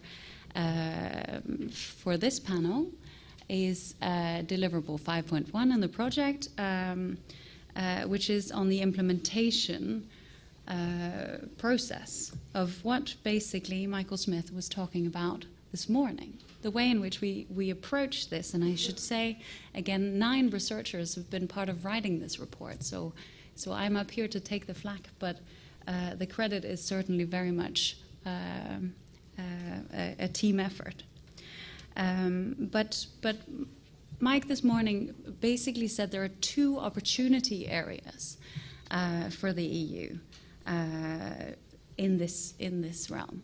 Okay, one is regional security, and the second is crisis response. And that's been the starting point for this report. So what we do is we look at the implementation of EU conflict prevention and peace building in these 2 regions, the Western Balkans and the Horne of Africa, through a regional lens. We look at it as regional security and as crisis response, because we, equally to what Michael was saying this morning, see this as really opportunity areas for the European Union.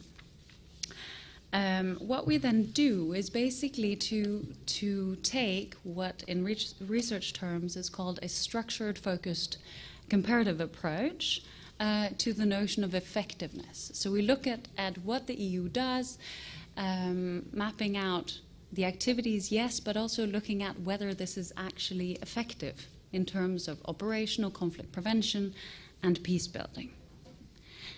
We take a 2-pronged approach, as Erik mentioned in the previous panel, where on the one hand we look at the internal EU perspective. What is the EU setting out to do?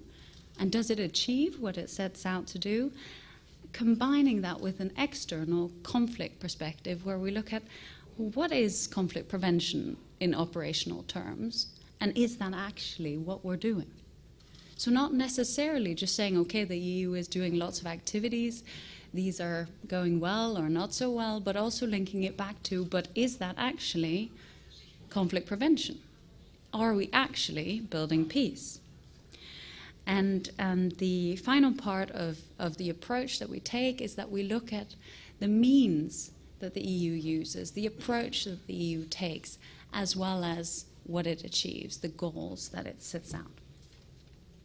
Now, the report itself has a number of different parts, and I won't go into too much detail about it because, of course, you will all be rushing to read it, right?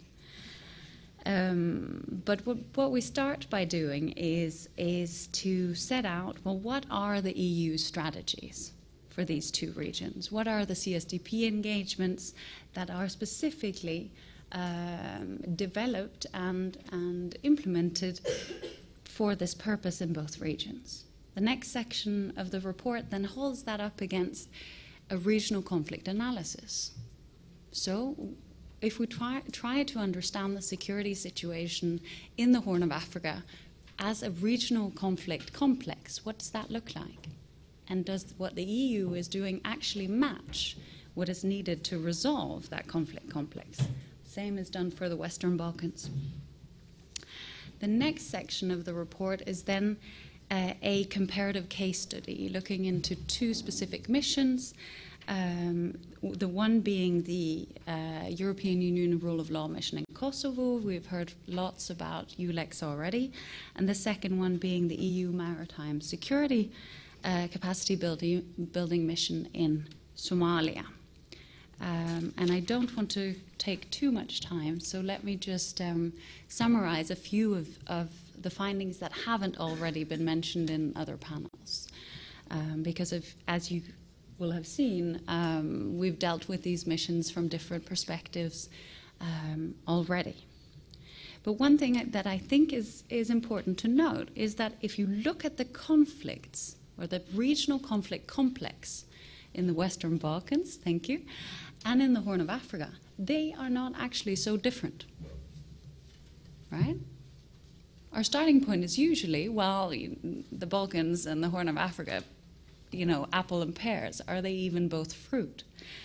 But if we look at it from a conflict studies perspective, if we look at the causes and the characteristics of these types of conflicts, they're not so different. There are similar tendencies. There are similar root causes. There are similar consequences. And so where I would propose to you they are very different is in the conflict cycle, at the stage of the conflict cycle that we're at in the two regions. Very different. The intensity of the violence or the conflict, the violent conflict, is completely different in the Horn of Africa and the Western Balkans. So we need to clarify when we're talking about this what it is that we're looking at. Because those similarities, the understanding of what type of conflict this is, Pieter talked about it this morning, that we are looking at a specific type of internal conflicts that have regional consequences. Well, if we understand that the problem is actually similar, it's the intensity and the stage at which we're at that's the difference, then that is actually reflected in the EU strategy. The EU understands that, and it appreciates that, and that materializes then in the way in which the EU engages. That, I think, is a positive. If you look at the EU's engagement in the Western Balkans at present, it is about economic development, it's about democratic governance, it's about rule of law. It's about post-conflict issues, which are, of course, also conflict prevention, right? It's a cycle. We call it a cycle because there's a danger that even post-conflict can become renewed conflict, right? If we then look at Horn of Africa, well, then the EU response is counter-piracy, counter-terrorism. It's, instead of addressing causes of conflict, the EU is still addressing consequences of conflicts. And so I think what that that shows us is the range of tools we heard about earlier today that the EU has developed and deployed, and also the range of, or the different types of engagement that the EU has. So there are some counterintuitive, and I would propose to you interesting findings in this. Because if we then look at the two missions, and I'll finish on this point, well then ULEX started out really well, right? It was the flagship, it was initially a success, but as we've heard over and over again today, it is increasingly a disappointment.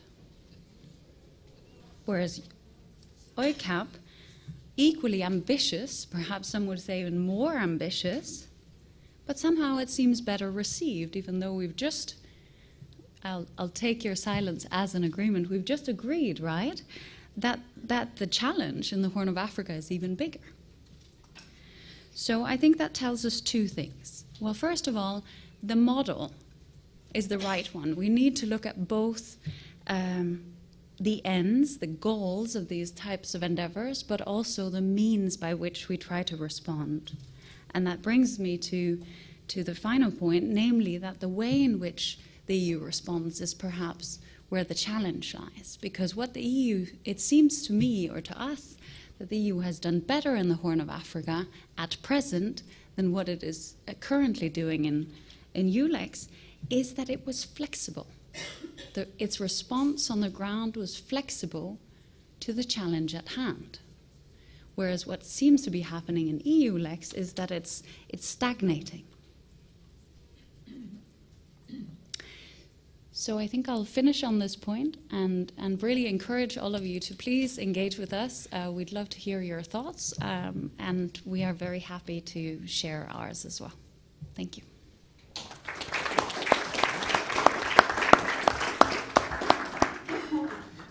I would like to thank Ms. Pinroth for presenting this research and as well as the research project in this overall context. We will move on to our next and last panelist, and I would like to yield the floor to Mr. Alat Artir of Geneva Center for Security Policy to present the paper titled "The EU-Pol Corps Operations in Palestine, Aiding and Abetting Authoritarianism?" ? Thank you very much.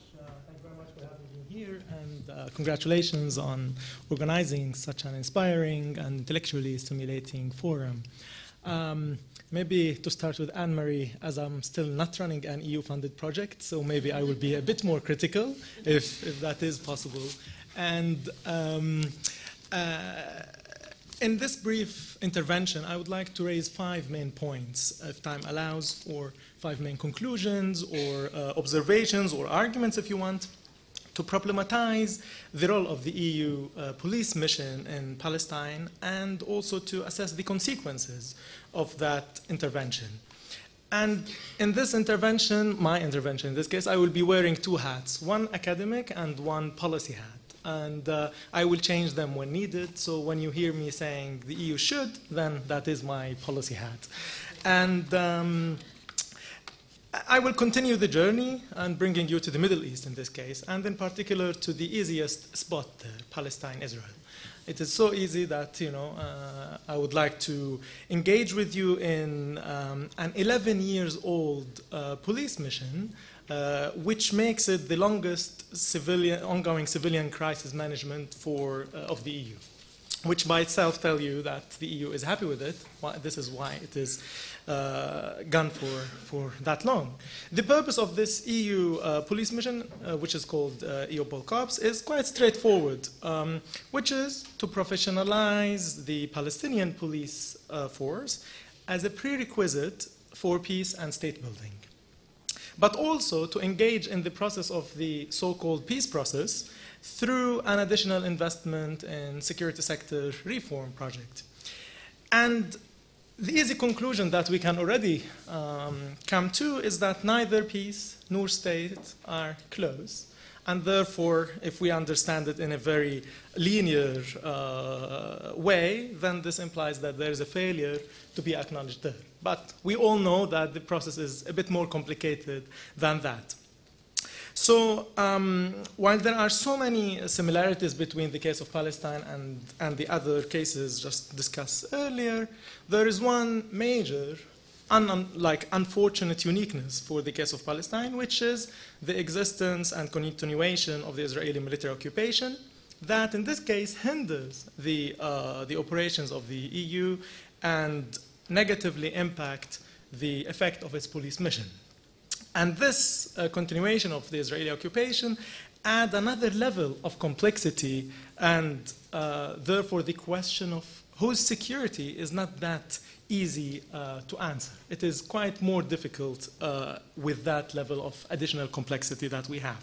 So in this regards, my first argument and message is that when this big elephant in the room is dismissed somehow, or sidelined as if it belongs to the other stories, then all the good intentions, best strategies, and most professional interventions will not change the fact that the effectiveness of the EU police mission will be at really completely different level if that occupation does not exist, especially that that occupation is the main source of insecurity for the Palestinian and Palestinian people. So the question that we need to raise in this regards is what exactly a professional and effective local policing mean in a context where foreign military occupation exists, and whose security is of concern. And by extension then, what does security sector reform even mean when there is an absence of statehood and sovereignty?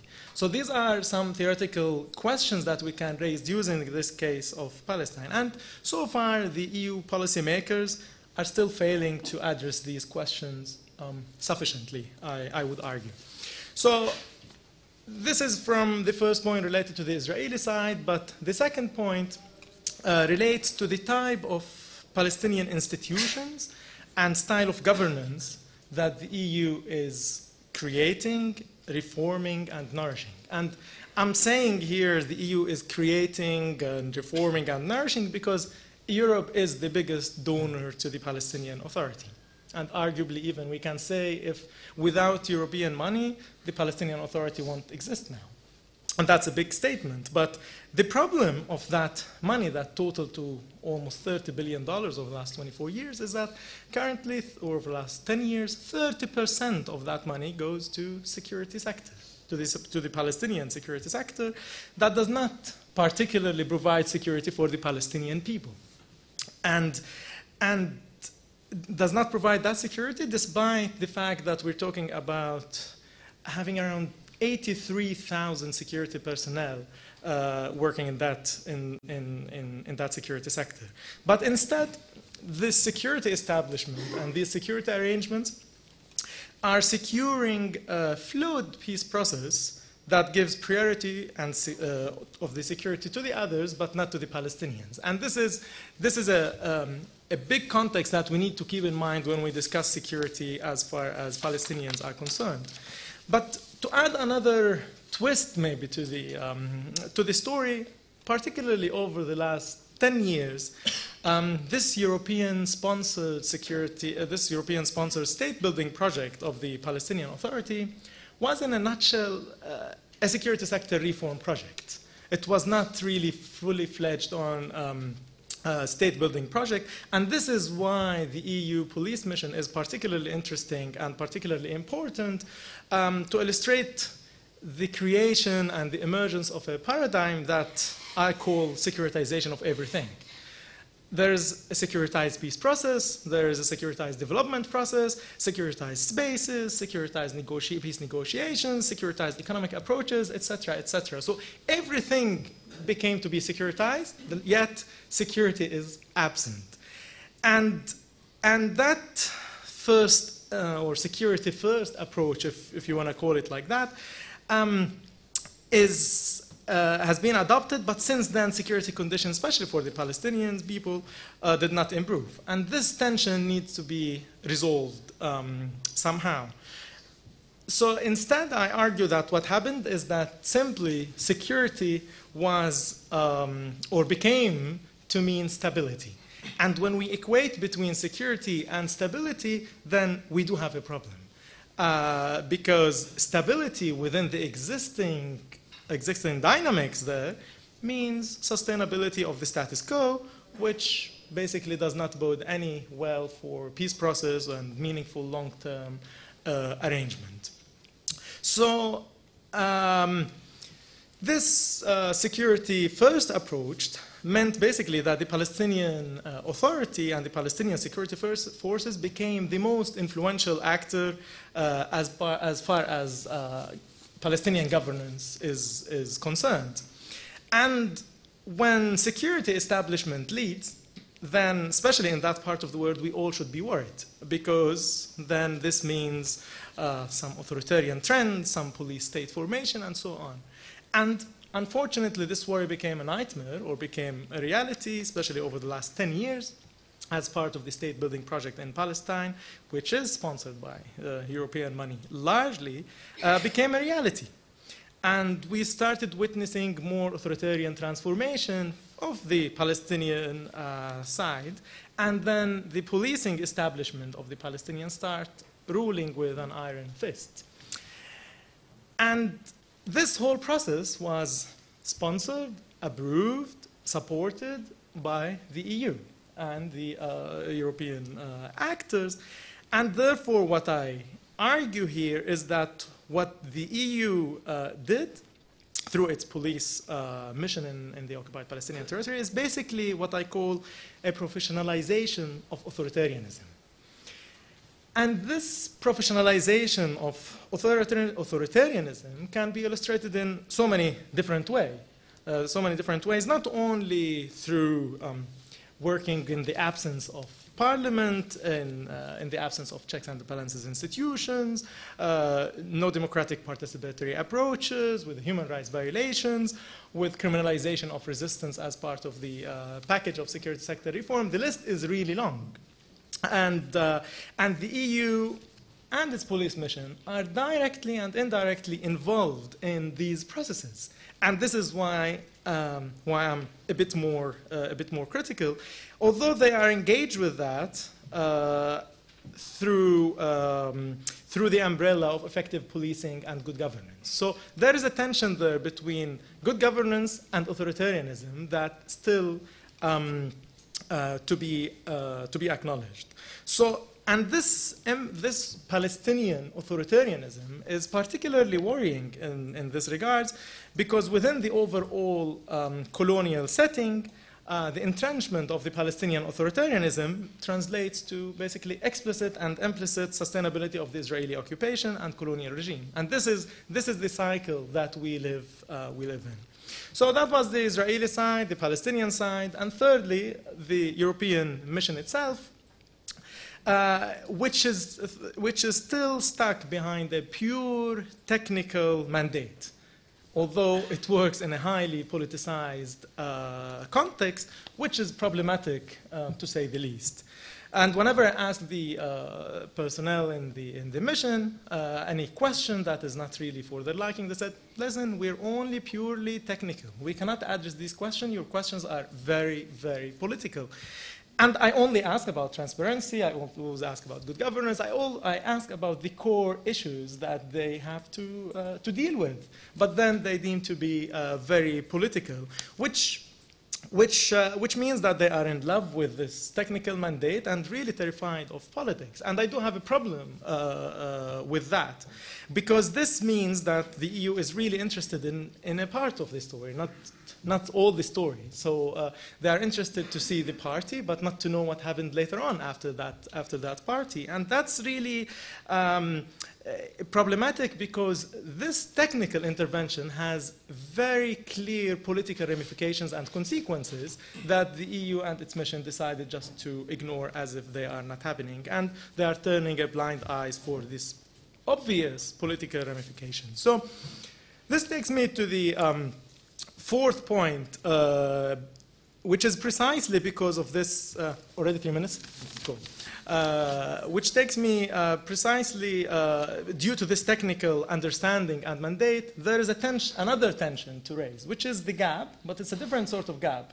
It's a gap between the authorities and the elite, be it Palestinian or Israeli or European, who thinks that this was a major success, and between the people, the end users, the people who are supposed to be secured because of this. And the gap is very big and starking. And that, from ownership point of view, I also raise an issue here, because for me, local ownership also means serving the end users in this case, which is the Palestinian people themselves, not to completely marginalize them. The elites think quite differently. From the people, from like the voices of the people that I've interviewed during the multiple fieldwork, a different story really emerged. And that story is a story of another level of oppression and human security. And the views really varies from a particular stream of these views that saw the police mission as a third occupation, after the Israeli, the Palestinian, and then this is a third one, or seeing this police mission as highly technocratic body that want to transform the self-determination struggle and project into simply a bureaucracy. And transforming a project of self-determination to a bureaucracy was an issue that many respondents from the people had an issue with. So I would say that the EU policymakers should take note of this clear gap and clear tension if they really want to see positive impact for their intervention, not only for the Palestinian people, but also to the prospect and idea of peace. And as I do have 2 minutes, so I will just present one quote that I always find quite amusing related to this. And this is one respondent in the West Bank who, and I'm quoting here, said, "The US security mission is the big and aggressive devil. The European security mission is the small and gentle devil. Both of them are devils, but packaged differently." So if we think about what does that mean, it means the lack of people-centric approaches. It means lack of locally owned accountabilities and mechanisms. So if all this reflection appear to be harsh, I'm sorry, but it is because of what we mentioned earlier, the expectations are high. And maybe I would expect all this from an American intervention, but maybe not from European intervention. And so, and why I'm not focusing on the good things, and there are many good things that we can discuss in the Q&A, I'm focusing on these things because I really care about the big project and about the big picture, where effectively what's been going on here is a process of Palestinian state deformation instead of formation.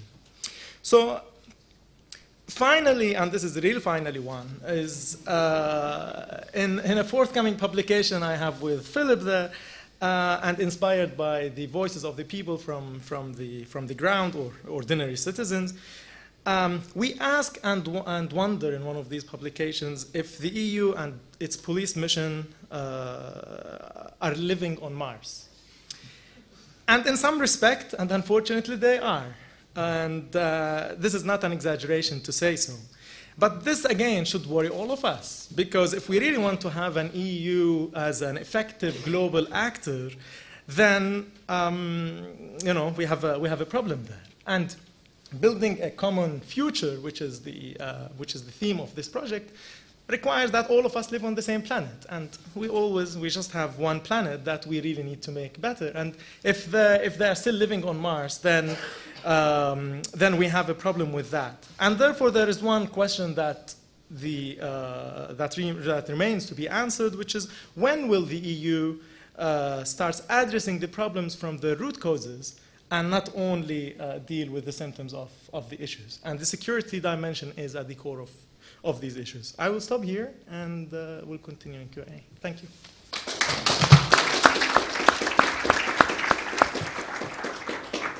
I would like to thank Mr. Tartir for this interesting presentation and explaining more about the context, local context of the role of these particular operations.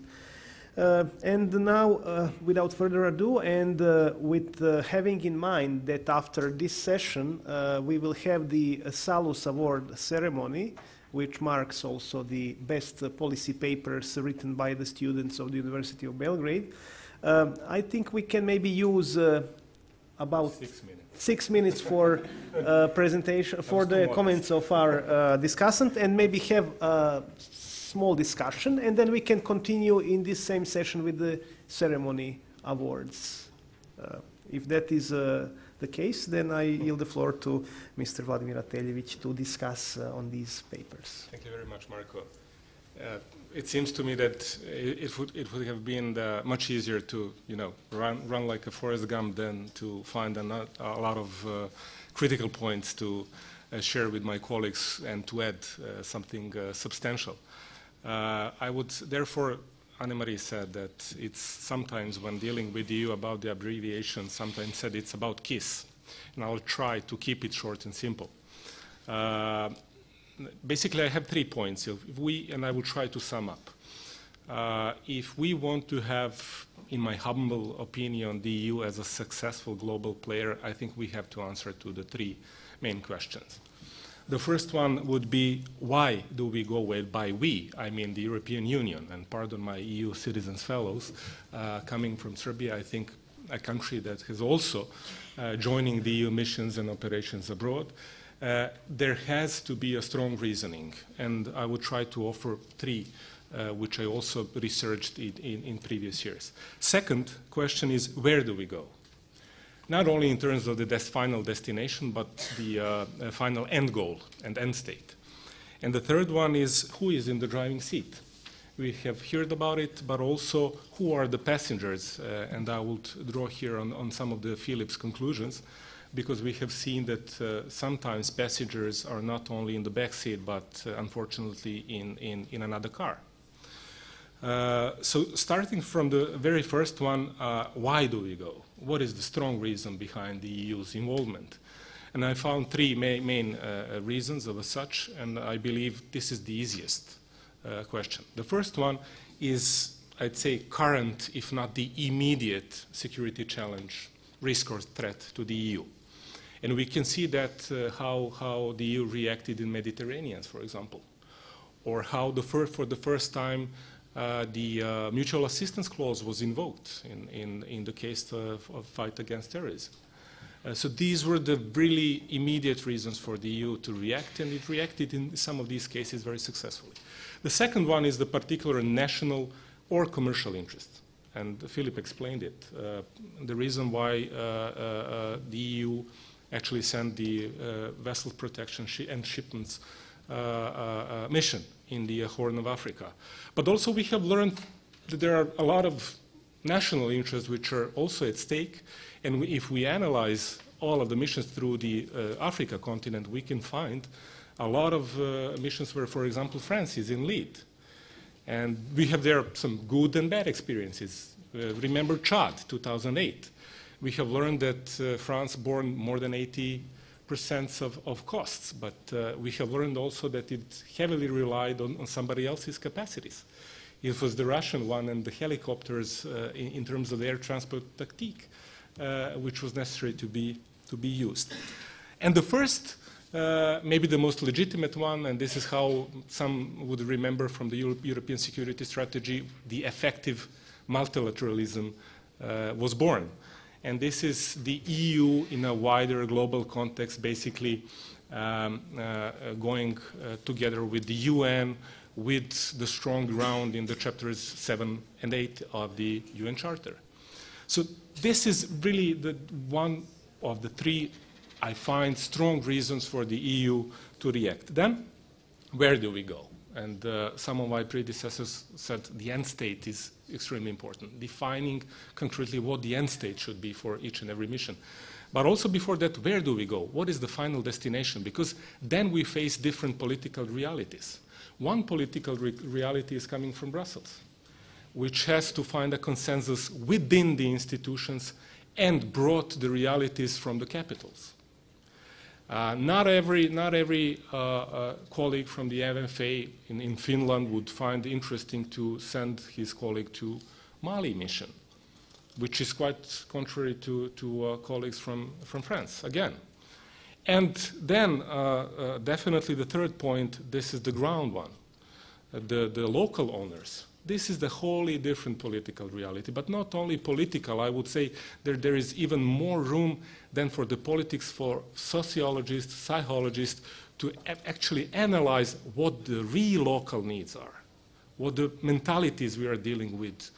We are dealing wholly another things in Balkans, unlike in Africa. And this has not been analyzed too much in some previous years. And then the end state. How we define the end state. What is it? Is it a political settlement of dispute? Is it finding a sustainable settlement of dispute?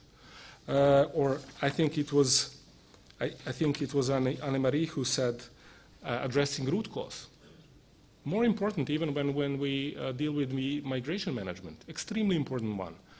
Or the EU can be mostly successful if it finds the best area of expertise where it can really contribute.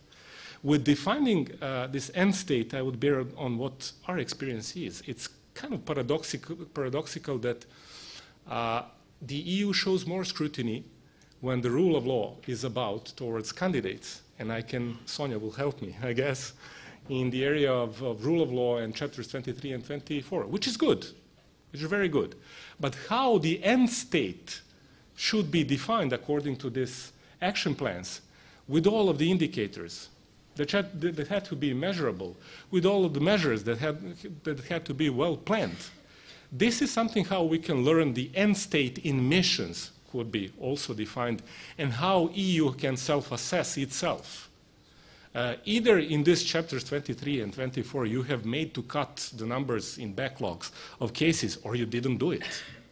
We can invoke something similar, I strongly believe in this area as well. And coming to our last question, who is in the driving seat? I would fully adhere to those who basically said that the EU was very successful if using the operational capabilities and assets of NATO. And we have learned in a number of missions there. But also, when it's about the political legitimacy, then the wider UN framework was a very good example. So bringing to a reality one of the major principles in the EU global strategy, and this is multilateralism. We need to think how it's really working.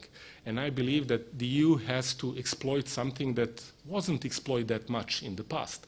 And this is defining the EU as an integrative power between different, sometimes even conflicting international actors, being international organizations or even the states. Also, who is in that car as a passenger means also who are the experts we are sending to. And I can draw one conclusion from the moment I was professionally born 15 years ago, and it was in the area of EU integration. The first expert I dealt with, I won't mention the country, maybe some of my colleagues would remember. It was in the area of the integration, and the guy was about to define the needs in improving the institutions for coordination of EU integration. And his professional background was that he was artillery colonel. And at least he had two problems. I had to speak loud, and I had to speak to his right ear, I believe, because the left one was next to the cannon. But also he was never dealing with the EU integration as such. And he brought the audit report with the needs that how we have to develop further with this coordination. This is something we have to avoid.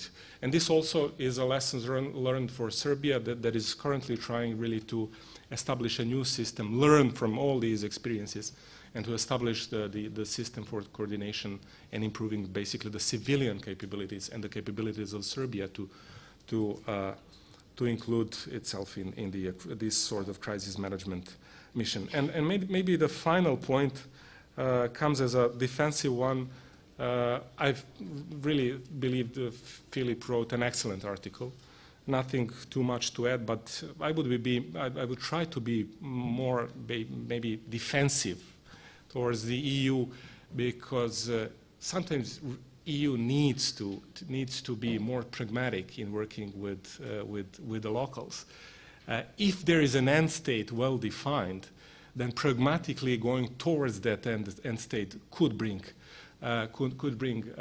good results at this point. But this does not mean that it should not improve. I hardly can find any other, maybe apart from UN, but hardly I can find any other international organization that could really work in bringing or addressing root cause, bringing different but important values than the EU. And with this, I would like to conclude, of course, thanking very much to the organizers, the founding ladies. Sonja is here, but Marko Savkovic as well, for organizing this Academia BSF. This is really, believe me, one of the first and foremost important resort for the applied scientist.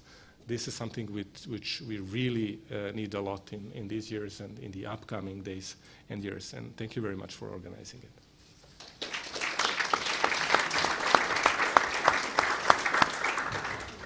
I would like to thank Mr. Rateljevic for these comments, and I believe now we have some time for questions and comments from the audience. So I think we may allow, let's say, 3 or 4 questions, so the panelists can quickly answer. So, please. Thank you. My question is for Professor Roth. So for the 3rd time, I think I heard today that EULEX is a failed mission. EU mission. So I'm just wondering, because if we listen to the discussion in the UN Security Council, we can also hear one side that is saying that EU mission should be terminated, and the other side which is saying that the mission should stay. So my question is, do you think that it should return to the EU to improve the EU mission, EULEX, or to terminate it? That is one question. And I saw that you have here one paper, article, Self-Determination After Kosovo. So I just want the conclusion of that paper. Is the Kosovo the unique case or precedent, and regarding the situation in Catalonia? Thank you. So I believe we may go question by question, so please.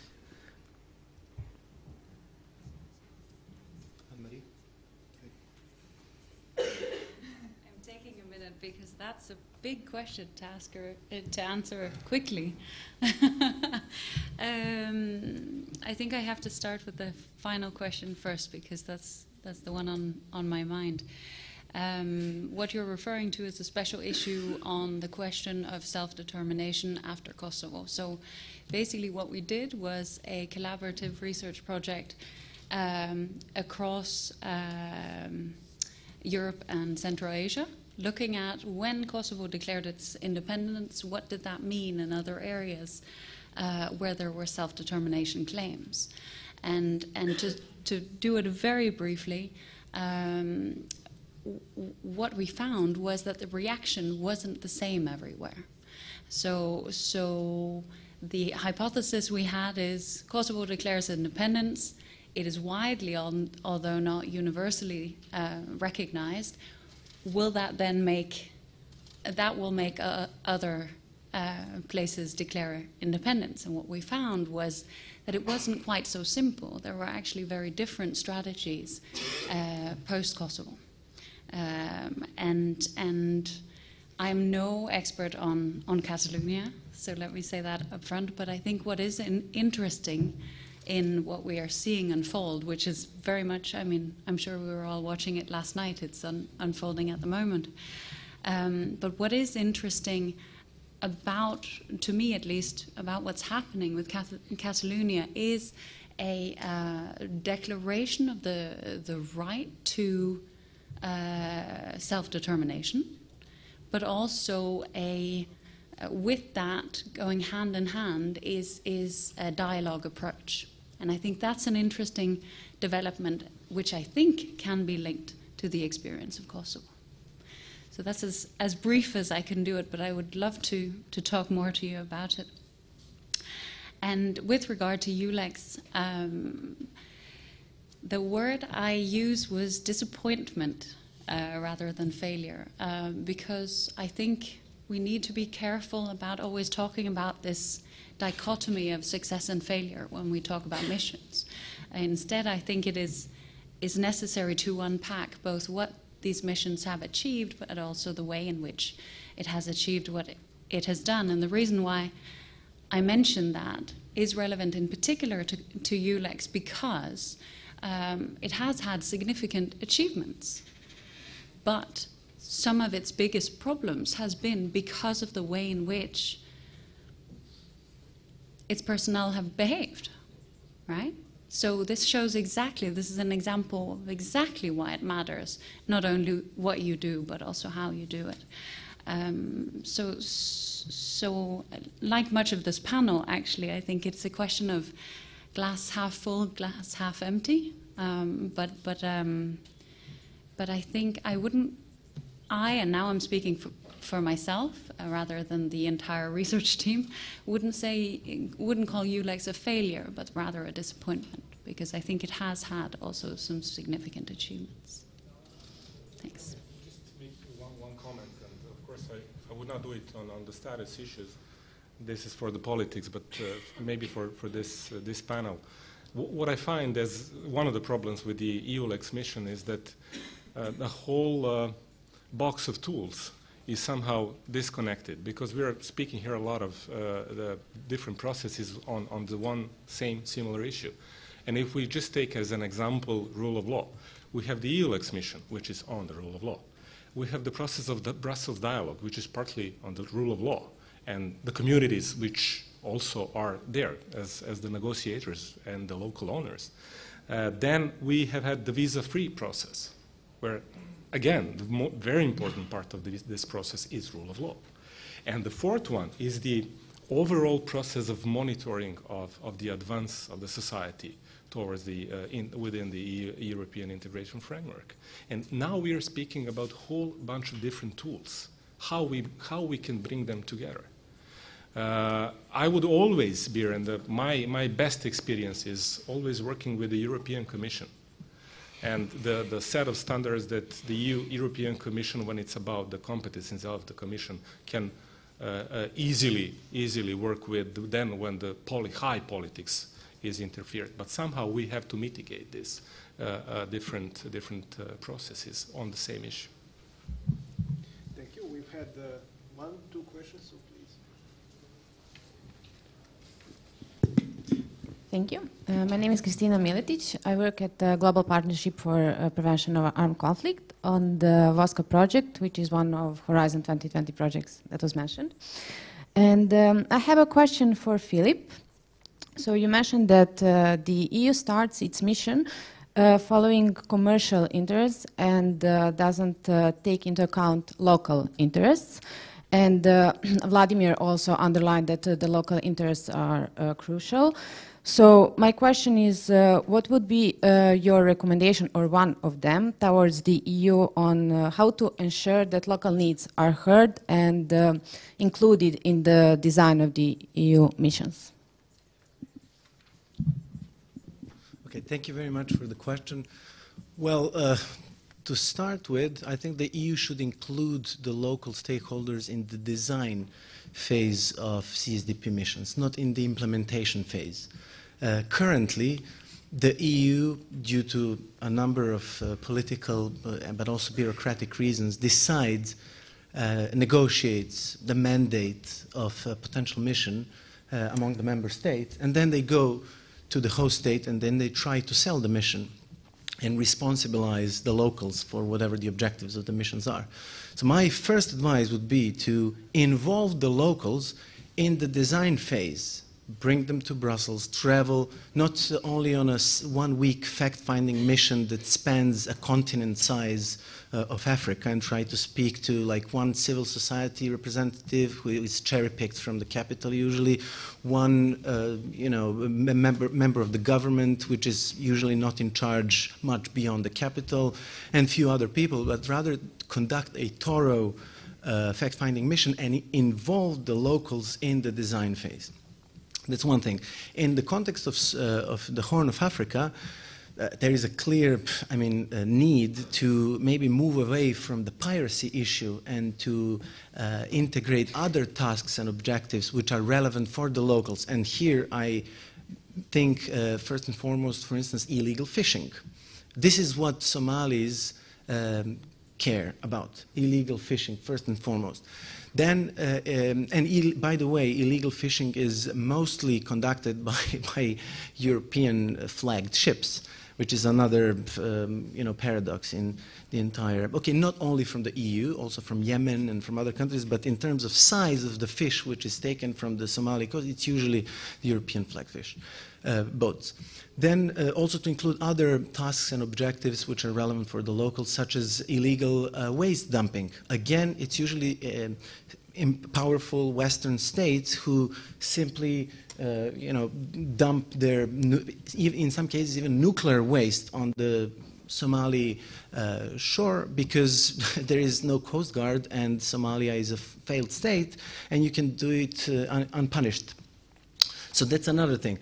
Also migration, arms trafficking, human trafficking, issues which are important for the local population and to the local authorities.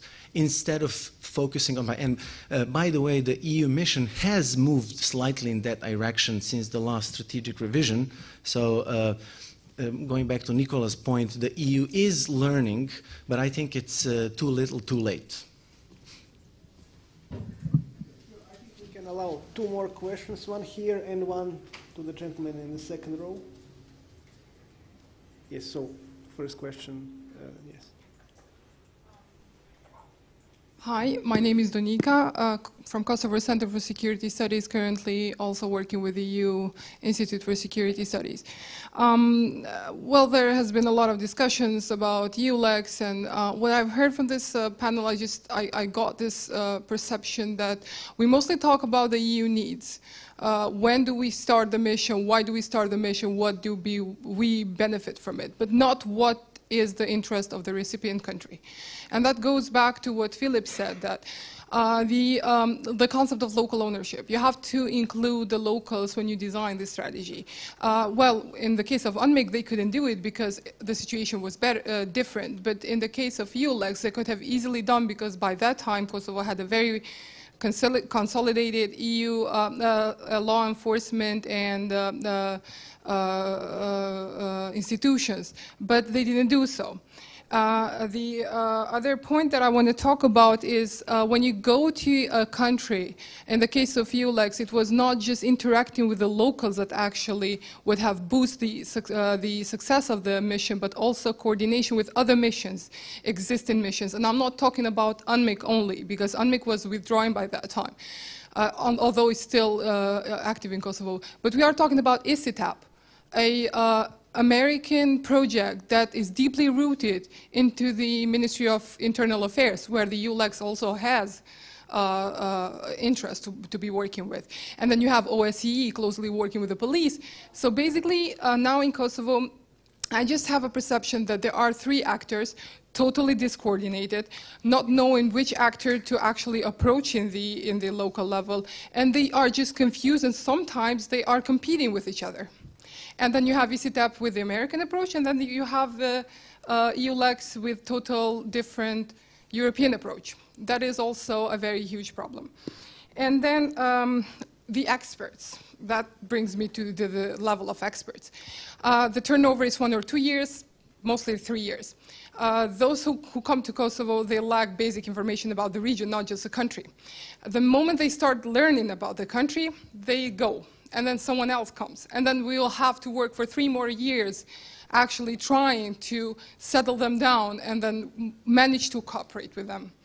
And this brings me to my question. I mean, there is going to be EULEX for another 2 years. I don't know how. They are still trying to find their identity. Is it going to be within the EU office in Kosovo? Or how do you actually plan to make this mission, make up for the, from what has been happening from 2008 till now, within 2 years, and is it going to be a success? I mean, are you at least planning to convince the general public opinion in Kosovo and the EU that actually it's worth the money that has been spent in Kosovo for almost a decade. Thank you.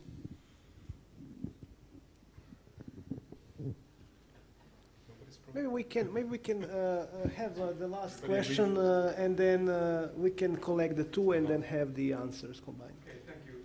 I don't need a mic, but it's okay. Pierre Mirel, I worked at the European Commission 2006-13 in charge of the region, so I know the ULEX mission pretty well. Not from the inside, but at least from cooperating with the mission. There are 2 points I'd like to add. Maybe the one that you just mentioned.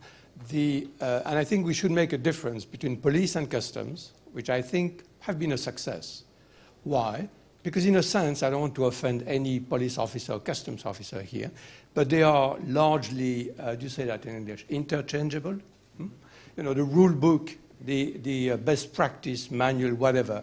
You know, Italian police officer is leaving, a German is coming, okay, they would follow the same, basically the same rules. But building up a judiciary system, that's completely different. And two points here, the one that was just mentioned, the turnover.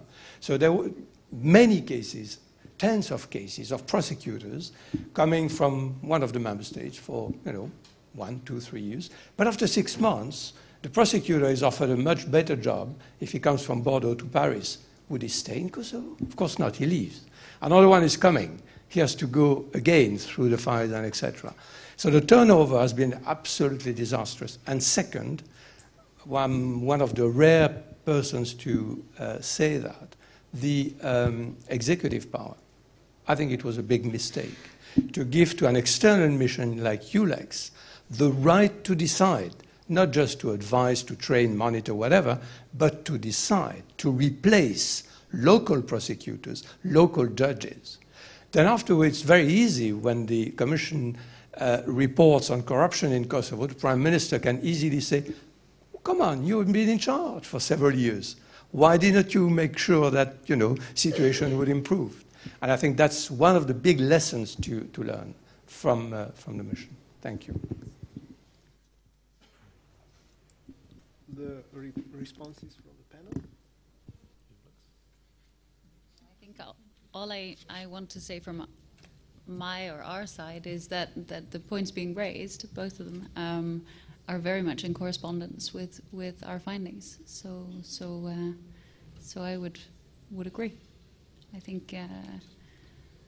think I've managed to be positive. That was my. I felt the day needed a bit of a positive EU energy, but we certainly recognise exactly the challenges that have been put forward. But I think this distinction between the different areas in which ULEX has been working is an important one, and for the point just being made, I mean, these lessons were also lessons that we should have learned in Bosnia, right? We saw similar problematiques around the executive mandate of the OHR there. There are any other responses? Yes, please. I just wanted to stress that also ULEX has been a great lesson learned project for the EU, unfortunately. From what we have heard is that the executive component, the justice one, it's probably a mistake that should never be repeated again, but let's see what happens in the future. And also, since there is no really like benchmarks and end state, so Kosovo mission ends when member states decide it's time to end it. Just two quick notes on EULEX. One is related to executive component, and I fully agree with the comments previously that was probably the biggest mistake, to try to substitute a local government with an international kind of authority. It rarely works, and in this case it didn't work at all. But I'm really curious to know on what ground an assessment or decision was made. Now, instead of transferring the authority to the Kosovar rule of law institutions to deal, however imperfectly, with the crimes against humanity, instead of doing that and use conditionality and other policy instruments to try to face the cost of our society with the past, instead of that, you have a movement in a totally opposite direction. You have another international court which is miraculously expected to succeed where UNMIC and EULEX have failed, and I haven't read one good argument why this will happen, why there is an expectation that this international tribunal, although it is formally Kosovar, but we all know what it is, right? Why there is an expectation it will succeed.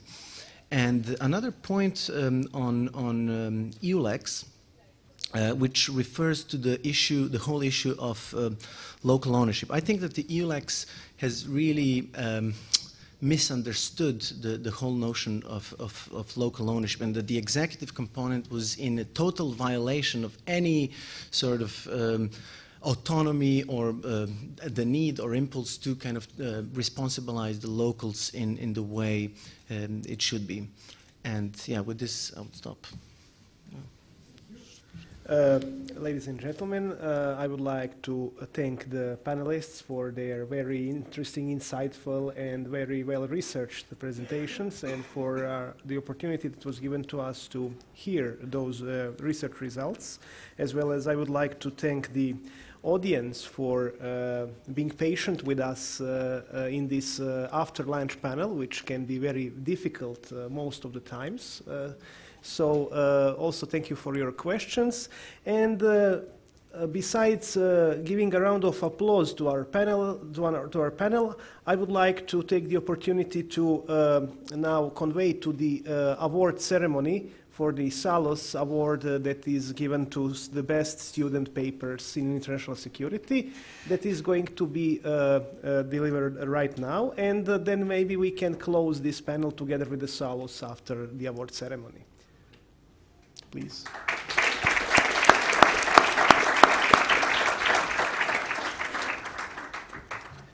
With us is Mr. Bojan Elek from Belgrade Center for Security Policy, who is going to hand out the awards.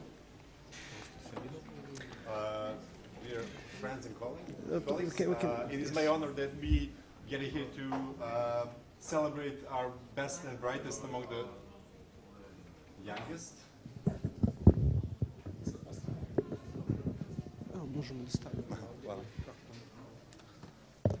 Hello again. So just a brief introduction. We gather here to celebrate the best and brightest of our youngest ones.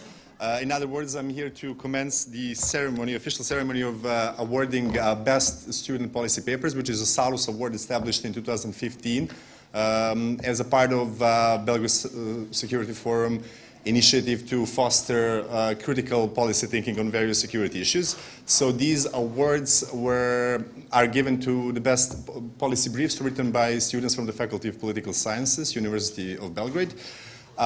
Each year we have around 60 submissions, out of which we select 6 written by the BA students and 3 written by the MA students, and then we have a committee that selects 3 best out of those 9. So without further ado, I would like to start giving away these certificates. The third place goes to a policy brief that was written on the use and abuse of force by the communal police, which is part of city administration by the current Serbian laws, and which is a very hot topic. And the 2 authors, Jovana Bogosavljević and Danja Kruška, please a round of applause. Okay.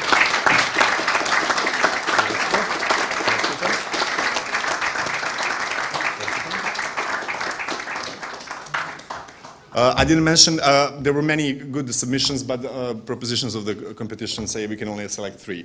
So the second place goes to another very important issue, which is the position of the LGBT community in Serbia and the discrimination they face, as well as some policy proposals on how to deal with this problem. And I would invite Miona Ivković and Marina Jarčević to receive the...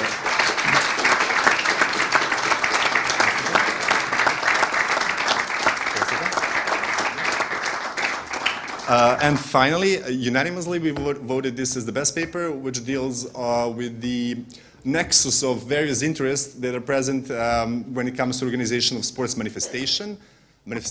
The two researchers who wrote this paper had this very innovative approach in the sources they use, as well as very good policy recommendations. They interviewed police officers and football club fans in order to disentangle this huge security problem of getting pyro artifacts into the stadiums and what is the whole story behind it. So I'd like to invite Radomir Jovanovic and Mio Kostic. This is the first prize.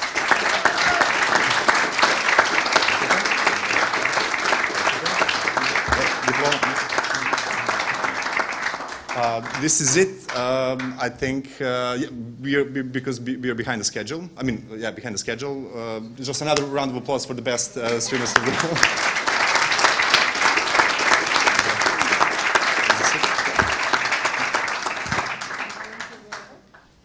Ladies and gentlemen, once again, thank you for being with us at the third panel. And with this, we close the academic event of the Belgrade Security Forum 2017. But nevertheless, this is not the last academic activity that we have at this year's forum. Tomorrow, starting at 4 p.m., we will have the Methods Cafe for the postgraduate and doctoral students who are interested in research methods. So feel free to stop by to one of these rooms, and we will have interesting discussions there as well. Thank you very much.